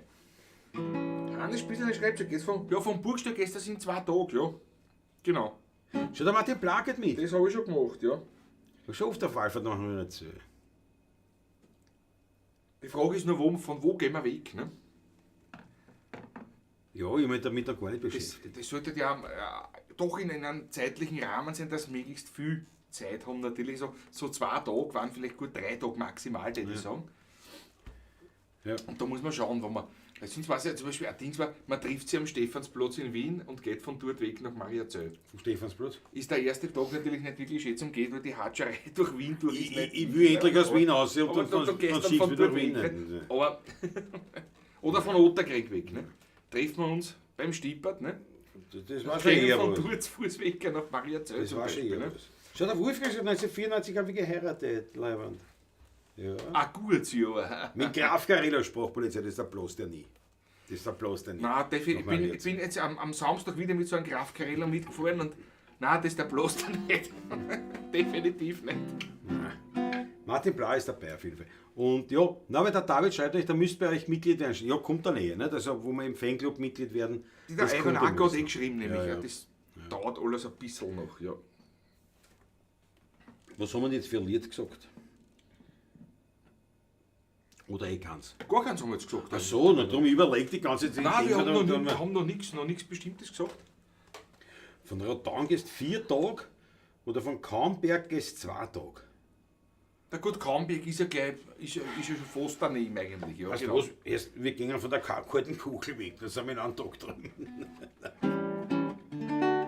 Naja, einen Tag. Nur 2 Tage gewesen. Nein, Naja, naja, du musst ich weiß wie bist nicht. du halt gehst, in welchen. Ich Ja, gehe gleich die Bundesstraße. Ich büge weg auf der Bundesstraße. ja, es sind viele Pilgerwege, sind wirklich so. Gehen wir gleich zu den Büchern über, ne? Stollen haben wir nix, Knurren haben wir nix, na wir sind die ehrlichsten Leute. Nur mit der blöden Arbeit hat ja keiner frei. Wir tragen bloß Vierte, sind alle fix, aber tun dann, wenn wir täten, aber tun dann mal nix.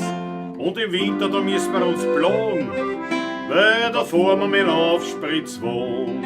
Und im Sommer, da schreien wir sie, weil da kehren wir miteinander den Schalei. Und gewissenhaft, ohne Verstand beschließen Ich hab Bier trinken. wir unser Lebenslauf. Da sind die letzten 2 Bücher, jetzt sehen Sie das Bücherleben auf. Da sind die letzten 2 Bücher, jetzt hört Sie das Bücherleben auf.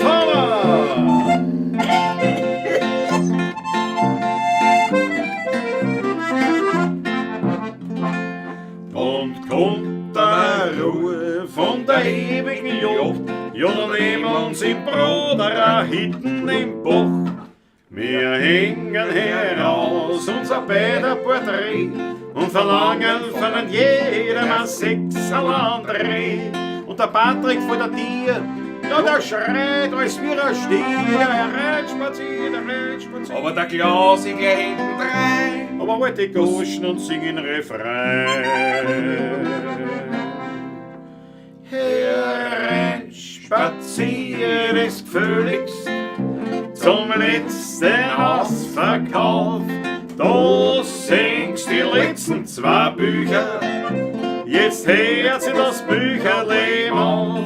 Da singst die letzten 2 Bücher, jetzt hört sich das Bücherleben auf.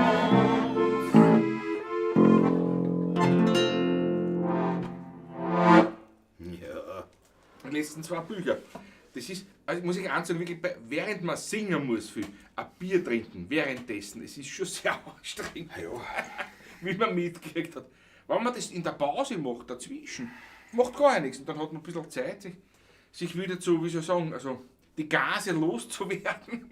Ja, naja, es ist. Dann geht's, aber Es hat schon einen Grund, warum die Opernsänger alle nur ein Permünte saufen und nichts essen. Und so. bitte nicht alle, nicht? Also, Naja, vor dem Auftritt. vom Auftritt ja. Alle eigentlich, ja. Ja. Aber es gibt auch einige Opernsänger, auch der Jüngeren in der Zwischenzeit, die gerade so den Schritt hineinmachen, auch Damen, die auch trotzdem dem Tabakkonsum nicht abgeneigt sind, muss ich ehrlich sagen. Pavarotti war auch nicht abgeneigt, also ein. Ja, aber die hat Zigarre geraucht oder was. Mhm. Hin und wieder. Das ist ja wurscht, aber ich meine jetzt so vor dem Auftritt, meine ich jetzt. Ne? Ja. Das ist also da. Das hat schon einen Sinn. Aber man hat halt, als heurigen Musiker, man ist ja verpflichtet Verpflichtet, ja. der Kultur. Und da gehört der Kamönte nun einmal nicht dazu. Das ist ein Reinzig. Das ist ein Lied. Das ist ein Lied.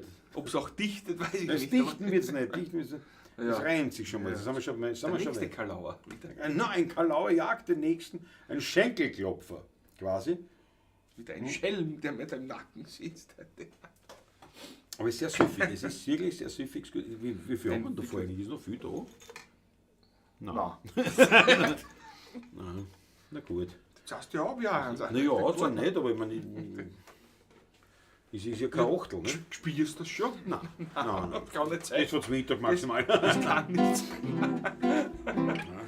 Wobei schon, ich meine, wenn ich sage 2 Grillen, das ist normal nichts, wirklich, ja, so nach dem Motto, aber das kommt schon mal vor, da sage ich, jetzt pass auf, jetzt trinke ich ein Bier und dann denke ich mir, hoppala, was ist jetzt los? Ich spiele es. Das war ganz normal, das ist auch wirklich so, oder wenn du nach der Arbeit, wenn du irgendwas im Garten oder so am Feld gearbeitet hast, trinkst dann geschwind ein Grill für den Durst runter, 1 Minute später nimmst du das zweite, trinkst den ersten Schluck, denkst du, na, ich spiele es. Das ist kein Witz jetzt. Ja, was hast du vom Feld Arbeit, oder was? Von was hast du jetzt geredet? Ich hab nichts gesagt. Als vom Feld Ja, heimkommst. du hast ein Beispiel gebracht. Ein Beispiel, ja. Nicht jetzt aus deinem Leben, nicht. Ne? Ein Beispiel, ja, ja. Weil ich hab dich noch nie vom Feld heimgekommen sehen. Weil wir pushen in Berlin. Beim Bier satt schneller als beim Wein, sagt Anne Spießer. Das weiß ich nicht, kann ich wirklich nicht sagen. Nein, ich krieg sogar, wenn ich ein Bier trinke und habe wenig gegessen vorher und trinke dann noch ein zweites oder drittes, kriege ich einen Hunger. Ich kriege wirklich einen Hunger drauf aufs Bier. Ich kriege definitiv einen Hunger drauf. Ich kann es Ich nicht weiß nicht, warum wirklich das sagen, so ist, aber es ich glaube auch immer eher, schon so bei mir, ja. Mhm. Ich glaube, also eher als beim Wein. Ja. Das ist ganz Schon. interessant, ja. Ja. Warum das so ist, keine Ahnung. Also, wir dann es auch nicht analysieren, weil Nein, nicht wirklich. wenn man vom Durst ein Bier trinkt und dann kriegt man Hunger, dann isst man halt was. Ne? Das ist eigentlich Problem erkannt, Problem gebannt. Spanischer Kartoffelbrei, davon bin ich ein Fan. Denn wenn hier mal ein Riss entsteht, lässt sich das Pyrenäen. Und wenn es darf, da kriegt er eine Sondermedaille von uns. Den Wurstel kann keiner da schlagen. Das ist genauso ein Schenkelklopfer wie der alte Witz natürlich von Maxi Böhmle. Kartoffelbrei auf Griechisch, Pyreus. Das ist ein Wahnsinn. Der Strobo sagt, der Bier ist ja appetitanregend. Prost auf den Hunger. Auf den Hunger. Das ist der Hopfen derbst appetitanregend. Ja. Wo weißt du, das ist immer so wie, weiß ich nicht, irgendein Kreidel ist verdauungsanregend. Ding, wenn man das wurscht, das Ganze, was du das nimmst, es macht überhaupt nicht das, was es machen soll. In der Regel nicht. Und manchmal löscht der Bier einen Durst, manchmal kriege ich einen. Manchmal kriegst du dann drauf, ja genau. Es ist wirklich so. wirklich so, mit ja. Hunger, Genau mit so Hunger ist kann es. ich es wirklich nicht sagen. Ich krieg, Ob Bier, beim Bier mehr. aber ich würde auch sagen, definitiv, ich weiß, ja. tendenziös. Weil zum Beispiel, jetzt beim Heirigen, wenn wir spielen, wir essen nahezu Fast nie nichts, was. Nein, wir trinken mehr. Wir trinken, aber wir essen nichts. Also Der bei mir nicht mit dem ist es Auto wirklich fährt. blöd. Und dann also auf Nacht und misst dann spät oft. Ja, genau. Also im Ja, Jahr nämlich. zweimal ist ja nach dem Spülen. So, sagen wir, 5-mal im Jahr circa, beim Taschler wahrscheinlich. Ein Ja, so viel Fleischlaberl komm ich nachher gar noch, da 5-mal, so 5-mal circa. Das ist auch zweimal im Jahr maximal, wenn überhaupt. Weil das Essen, aber Trinken, ob beim Bier könnt, ich weiß nicht. Ich müsste vergleichen, aber ich aber habe wirklich. ewig schon keinen Abend mehr beim Bier verbracht, ausschließlich. Na, wir werden das austesten. Genau, das ist ein Versuch wert. Ab Wir werden einmal schauen. Ja, aber da essen wir ja was, das kann man nicht Ja, sagen. das kann man so nicht sagen, ja genau. Wir müssen ja darben, essenstechnisch, und Das dann sehe ich schauen, nicht. ob wir am Abend einen Hunger kriegen, weil wir viel Bier getrunken haben. Verstehst du? Na, das machen wir sicher nicht. Glaube ich auch nicht. Ich weiß schon, wo wir das Mittagessen einnehmen werden am Donnerstag. Ich habe da schon einen Plan ein bisschen im Geiste mir zusammengestellt. Er ja, glaube ich, nicht. Nein. Aber es Ich gibt bin ja ja, beim Bagger. es gibt ja am Viktualienmarkt ein Lokal, das wir letztes Jahr kennenlernen durften. Bin dort schon oft vorbeigegangen in München. Danke an Tom und Basti, dass wir Jawohl. dort eingeführt worden sind. Jawohl. Ein wunderbares Fischlokal. Beste Fischhitten. Bis donarisch. Dort müssen wir einmal zumindest Auf jeden hinschauen, Fall. auf jeden Fall. Das ist ein Muss. Das ist ein Also- Muss. Und wenn es wirklich nur auf die Fischsuppen Wenn ist. es nur auf die Fischsuppen ist, ja. Ja. Ja. Kartoffelpüree. Ein Wahnsinn. Die Wampen können wir machen. Georg Scheurer, das ist eine gute Idee. Die tut ja aus, aber sagt, ab 10 Krügeln ist eigentlich wurscht. Da hast du vollkommen recht. Bestimmt. Das ist so mit 10 Achteln. Nach 10 Achteln ist eh wurscht. Nicht? 10 Krügeln ist auch wurscht. Aber das erinnert mich an eine wunderbare Aussage vom Uli Bär jetzt am Samstag, weil ich dann gesagt habe, erst ja, 2, 3 Nummern, nicht? Die haben wir jetzt daheim angeschaut, nicht? Und das überlegt und da waren wir jetzt nicht ganz sicher, soll man das so machen, soll man es so machen. Und der Bär hat gesagt, um halber 10, nein, um 20.30 Uhr, hat er gesagt, Ja. um 20.30 Uhr wird es der Wurscht sein. Da haben wir gedacht, ja, eine weise Aussage. Und es war so. Er Das hat war mir die schon vorher Erfahrung. wurscht, aber es war so. Er hat ja trotzdem 20 Jahre mehr Erfahrung als mir. Uli Bär heuer den 70er gefeiert, Ja. vor ein paar Ja. Monaten. Also es ist... Doch, die Erfahrung spricht aus ihm, ja. Und das war so es war wirklich, wie wenn der Dalai Lama mit dir spricht. Nicht? Und wenn du sagst, Wahnsinn, ja. Um 20.30 Uhr wird es mir wurscht sein. Das war, ja. Bumm, letzte Rockrunde, 3 Mitspieler, 3 Kisten. Was, 3 Kisten Bier? Das sind ja 20 Bier pro. Na, gewonnen, nicht wahrscheinlich. Achso, der gewonnen. Da was ich weiß nicht, das auch. Ich weiß nicht, aber 3 Kisten Bier sind 20 Grill. Das glaube ich Das jetzt geht von nicht. der Menge her nicht. Bei 3 Leuten, bei 3 Mitspielern. Ja, da waren aber die Da waren die Kiebitz auch Kiebitz dabei. So, was haben wir jetzt gesagt? Was haben wir jetzt gesagt? Die Wampen hat der Scheurer Georg ins Spiel gebracht. Passt jetzt, wenn wir vom Essen geredet haben.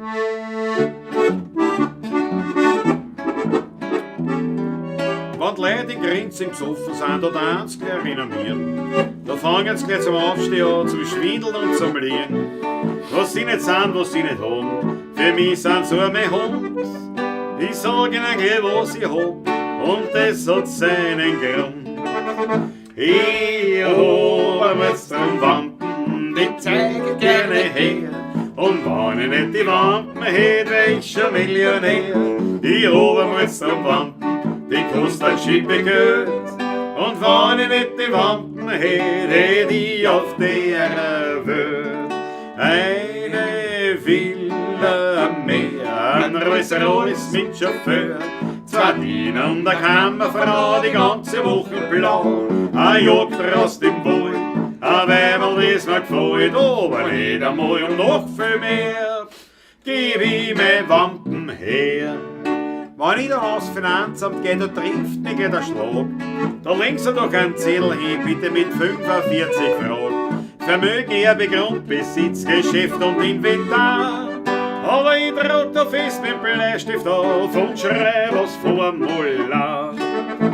Ich hab jetzt drum Wampen, den zeig ich gerne her. Und wenn ich nicht die Wampen hätt, wär ich schon Millionär.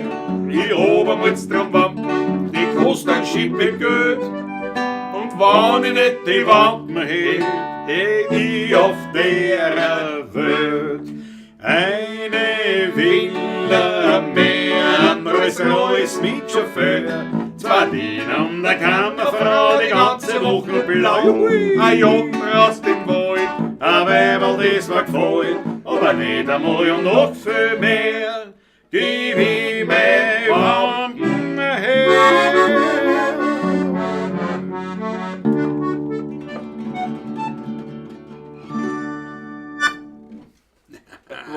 Bravo, Häuser, Alter. Jawohl. Ich mach noch ein Bier auf, braver Wolfgang. Bitte, ja. Na, schon langsam kommen wir in die Zielgerade heute. Ja. Aber schon langsam kommen wir in die Zielgerade. Schon langsam. Wir waren noch gar nicht jatzig unterwegs. Gar nicht heute noch, gell? Müssen wir Also aber. heute waren wir schon jatzig, aber in der Sendung. In der noch Sendung Nein, nicht, in der ja. Sendung nicht. Was reißt man an, Patrick? Was schlägt da vor? Ein Jazz? Darf können wir einen Jazz mit dem Blues verbinden? Dann hätte ich mir was wünschen jetzt da, nämlich. Ein wirklich schöner Blues, den der Klaus geschrieben hat. Text und Musik. Es ist eigentlich ein klassischer Blues, wie es auch im Jazz sich eigentlich so. Ach so, das ist keine Ballade, oder? ja. Ja. Ich überlegt, oder jemand Blut. Ja, Bitteschön, ja. ich bitte, wenn du da nichts dagegen hast, das Hab ich hätte nichts. ich mir wünschen. Udi Gabriela Zimmer bringt einen Aufreißer-Blues ins Spiel. Ja, dann schieben wir den ein, machen wir. Wirklich? Soll ich den machen? Einen Aufreißer. Machen Haben wir wir den das das? letzte Mal gemacht, hast? Nein, den haben wir jetzt das letzte Mal, den haben wir gespielt, den haben wir am Samstag gespielt. Auch. Ja, da haben wir gespielt. Ja, Ja, gut, dann machen wir einen Aufreißer-Blues machen und wir dann früher das. und dann das Skyline. Schon so eine Mama. Haben wir nicht vergessen. So seine Farbe Nein. haben wir noch.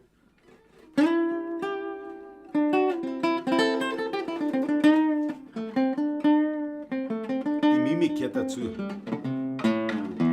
Das ist die Blues-Mimik.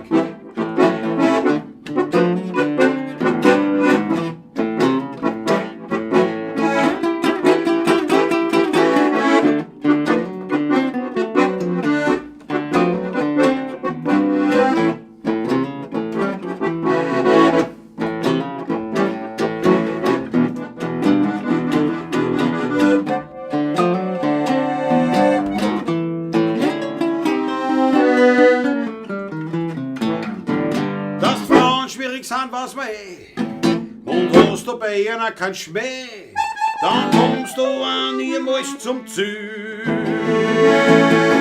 Schau, du magst das so wie ich, dann fliegt jeder gleich auf dich und singt Blues ganz lässig mit Gefühl. Ich hab den Blues im Fuß, dass jeder schwach werden muss. Klar, weil mein Gewicht, ich hab den Rocket im Bock, mit dem ich ja jeder lock. Bis zu meiner Hause. Ich hab den Swing im Ding, mit dem ich jede bezwing. Ich hab den Rack im Knack, mit dem ich ja jede pack. Ich hab die Melodie im Knie, drum wird mir nie eine hin. Ich hab den Jazz im Dress, drum wird mir nie eine Band.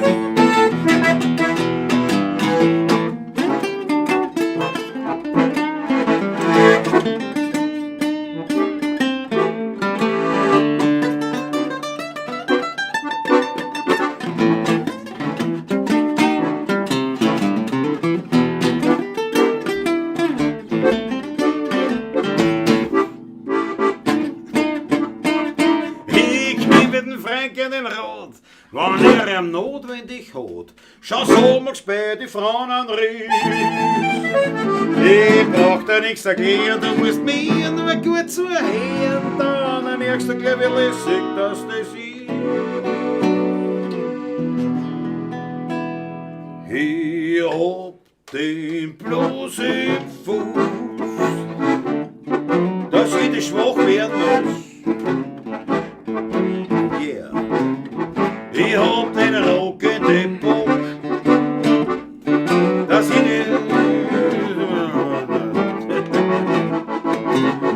hab den Swing im Ding, mit dem ich jede bezwing. Ich hab den Rack im Knack, mit dem ich jede pack. Yeah.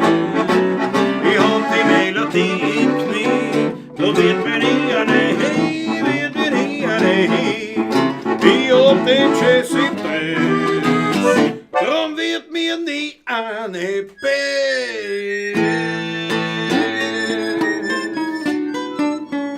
Bluse vor.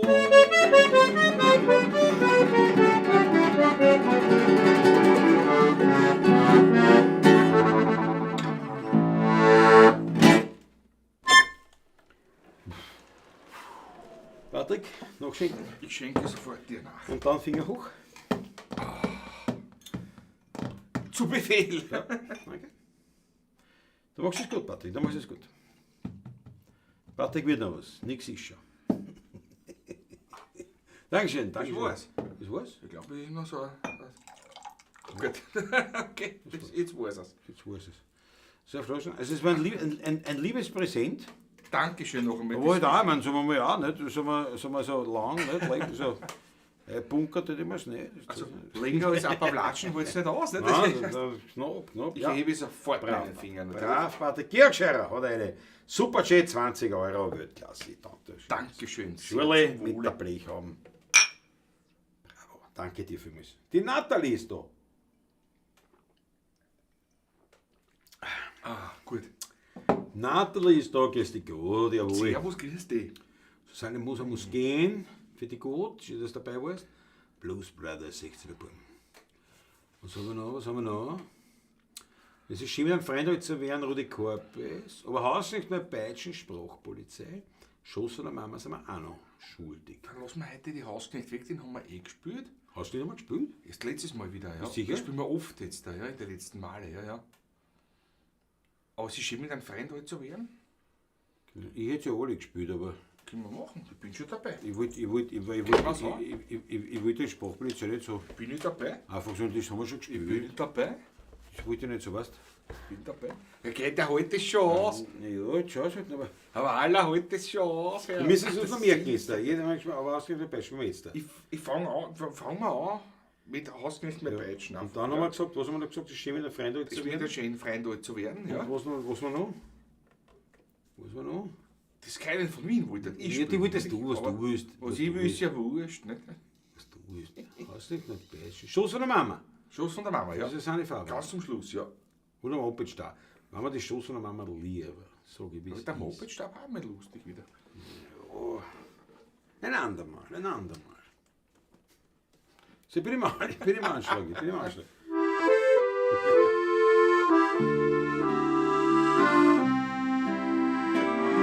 Alexander Hausen. Servus. Es ist schön, mit einem Freund zu werden.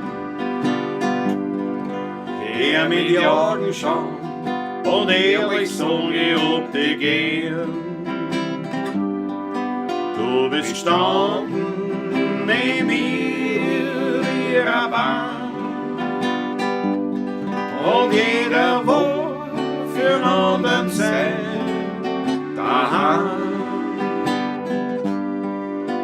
20 Schilling waren Zähne mal zwei,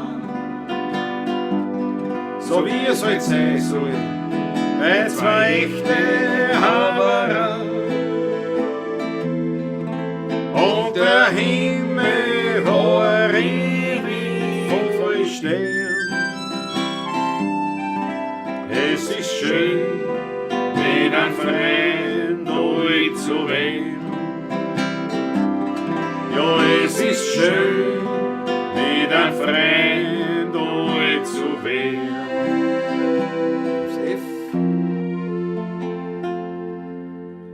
Ich hab auch einmal gelacht, so viel Dummheiten gemacht. Ich hab aufgehört und Draht, und dann nix war mir da war und jetzt ein Franz. Ich hab gesungen und tanzt, die ganze Nacht hab ich gewalzt. Und mein Patch hat geschnalzt, auf Jacke Natur, mit einem gesunden Hammer, wenn ich denk, wie das war. Heute ist längst alles geht. Aber was kann ich mein Pätschen, schöne Könnerin, mein Hut, und dann fahren wir schön lang schön langsam stattfort, dass das Leben nur ein Kreuzweg ist, das hab ich längst erfahren, und dass manches ein Bumper macht, grad in den schönsten Jahren.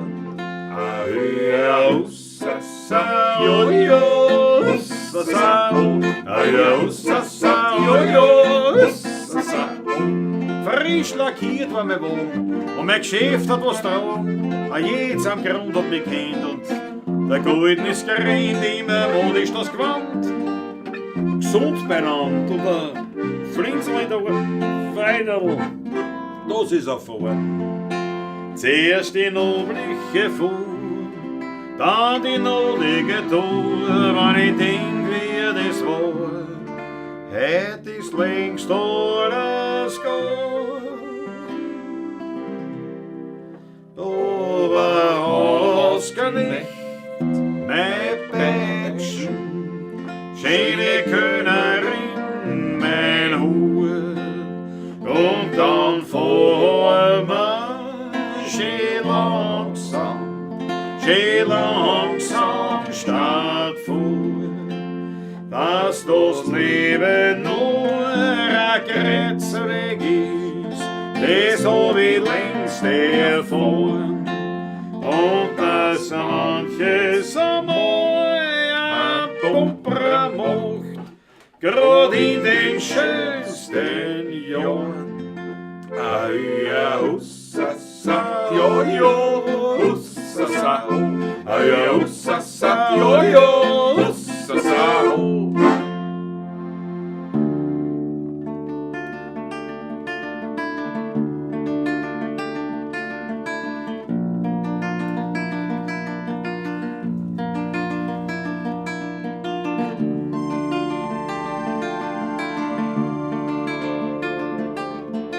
Kopf an der Kant, Knie aufgeschoben und die Finger zwickt,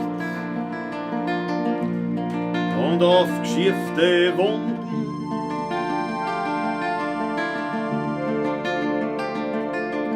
ob schiefere Zonen oder gar das Handel verbrennt. Als Kind ist mir zur Mama gerannt, weil auf der Schoß von der Mama wird alles wieder gut. Es gibt nichts mehr, was der Weh tut. Auf der Schoß von der Mama ist geborgen und beschützt, wo man es gerne so gern sieht. Am Schoß von der Mama. Und Spielzeug verloren, ein Botschen im Radl und ein Fleck in der Scheu und ein blauer Fleck am Wadel. Ob weggeschossene Schein oder beim Zündeln was verbrennt. Als Kind ist mir zur Mama gerannt, weil auf der Schoß von der Mama wird alles wieder gut. Es gibt nichts mehr, was der Weh tut. Auf der Schoß von der Mama ist geborgen und beschützt, wo man es gerne so gern sieht. Am Schoß von der Mama.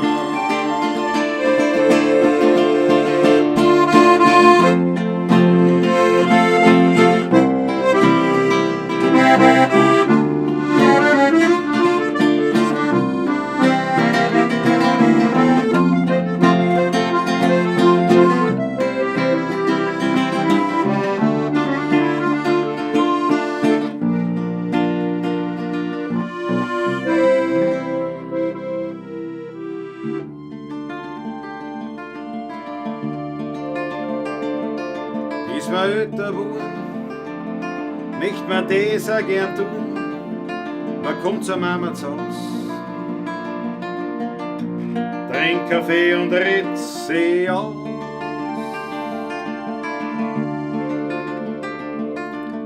Drucken manche so, die ja noch so schwer, bei der Mama nimmer mehr. Weil du legst deinen Kopf auf den Schoß von der Mama, dann ist alles wieder gut. Es gibt nichts mehr, was da weh tut. Auf der Schoß von der Mama bist geborgen und beschützt, und der es keiner so gern sieht. Am Schoß von der Mama. Auf der Schoß von der Mama wird alles wieder gut. Es gibt nichts mehr, was da weh tut. Auf der Schoß von der Mama bist geborgen und beschützt, wo man es gerne so gern sieht. Am Schoß von der Mama.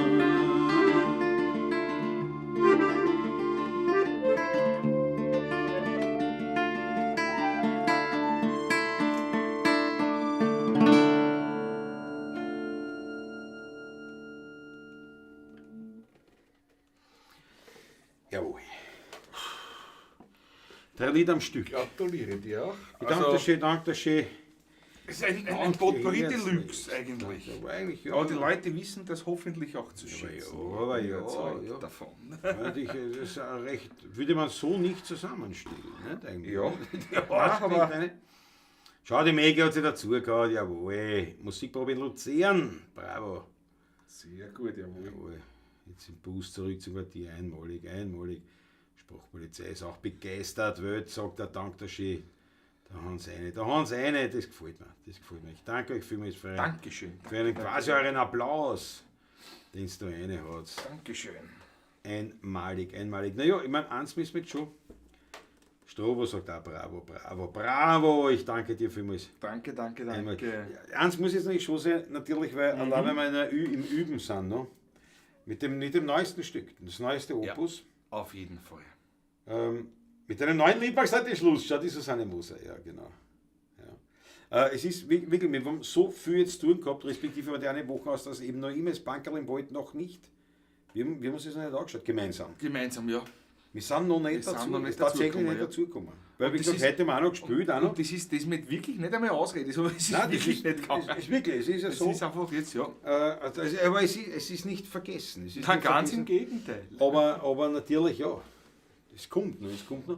Davor aber jetzt natürlich müssen wir noch. Jawohl, geht schlafen, brauchen wir Martin. Ein Lied kommt noch. Martin, ein Lied. Eine Schlussnummer kommt. Martin holt noch aus. Ich sage mit dem, was ich im Glase habe, pfiat dich gut und Dankeschön. Ich sage einfach ohne Glas bereits, pfiat dich gut. Schön war's. Und wir verabschieden uns mit dem neuen Hit, können wir noch nicht sagen. Hoffentlich können wir es mal sagen. Dabei können wir noch sagen mit dem neuesten Opus. Das ist gut an. Jetzt haben wir schon ein paar Mal live gespielt. Aber live gespielt jetzt auch, ja. Jedes Mal muss ich sagen, wirklich sehr, sehr spannend. Weil wirklich. Weil es so anders ist. Weil es so anders ist, ja. Und die Leute sind. Was jetzt, wenn wir live spielen, wir sind eigentlich recht lustig. Auch humorvoll. Und dann hast du solche Nummern raus, da tun sich ein paar noch schwer. Aber grundsätzlich hat es dann, wenn es leider mal. Nein, die Resonanz passt dann, absolut immer. Absolut. Ja, schön. Dazu kommen Nachtvater, so heißt die Nummer, und mit der verabschieden wir uns sagen herzlichen Dank. Wir sind dann auch am nächsten Montag, jetzt am Freitag, Achtung, kein Schuh fix, gell? Weil warum? Weil das haben wir in München. Genau. Da haben wir keine Zeit. Also Zeit, das ist uns zu aufwendig. Dort dann schauen mit dem Internet oder was, das ist ein Blödsinn. Ja. Schau, der Wolfgang Kreuz, gell? Zum letzten Lied hat er das geschafft. Bravo. Alexander Haus ist einer dabei. Und also wie gesagt, am Freitag kein schon fix, aber am Montag Montag, natürlich. in alter Frische sind wir schon wieder da. Natürlich. Und wir frisch sind, wenn wir erst sehen. Frisch, wenn wir nicht sein, aber alt sind wir auf jeden Fall. Ja. ja, das auf jeden Fall. Das auf jeden Fall. Und wir werden euch natürlich berichten, wie es war. Ja. Wobei es ja dann vom Ackerl auch noch Material geben wird. Jede Und Menge, ja, und wenn so lieb seid, wenn euch die Musik taugt, wie gesagt, nur einmal haut an Schmattes für uns in den quasi ins Körperl, das rund geht, virtuell natürlich nur. Ich finde jetzt die Möglichkeiten, wie man uns was umhauen kann. An Alles- Opulus, an alles in der Schmattes, Beschreibung. findet in der Videobeschreibung. Jawohl, wir danken euch jetzt schon herzlichst und freuen uns aufs nächste Mal. Und jetzt verabschieden wir uns Danke. mit Nachtvater.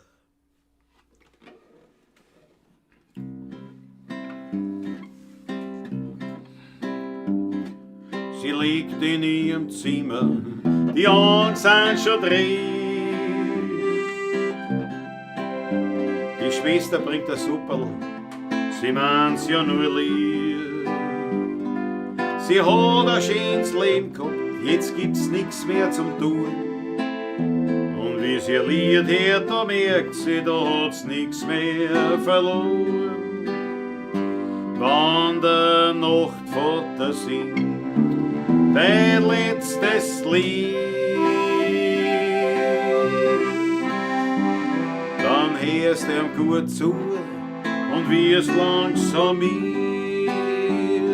Keine Angst, keine Fragen, kein Licht mehr im Raum, nur seine Stimme und dann Stille und endloser Traum.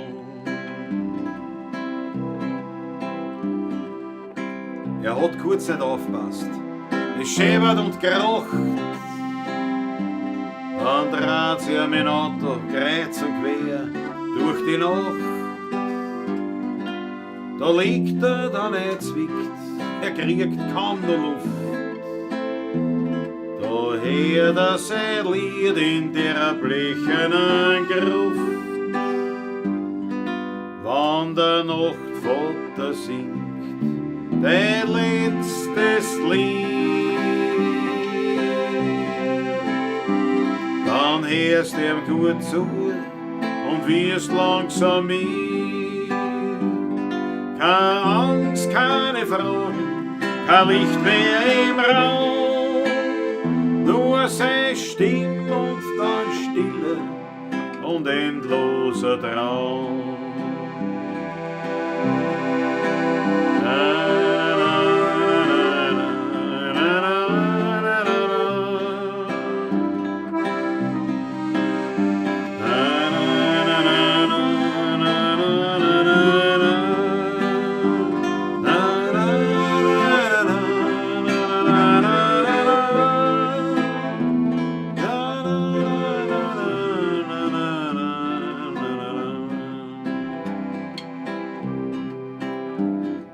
Ihr Mama umarmt's fest, ja sie zertrübt sich schon fast.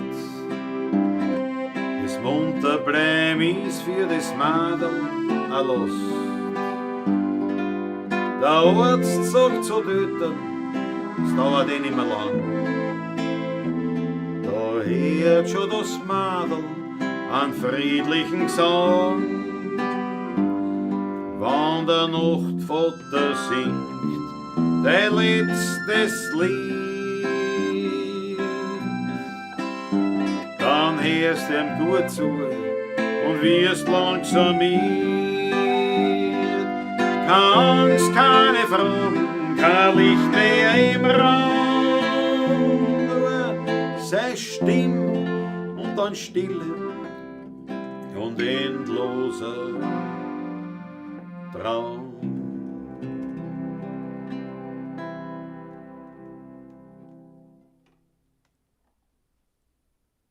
Jawohl. Alles Liebe, schöne Woche, pfiat euch gut. Viertag macht es gut.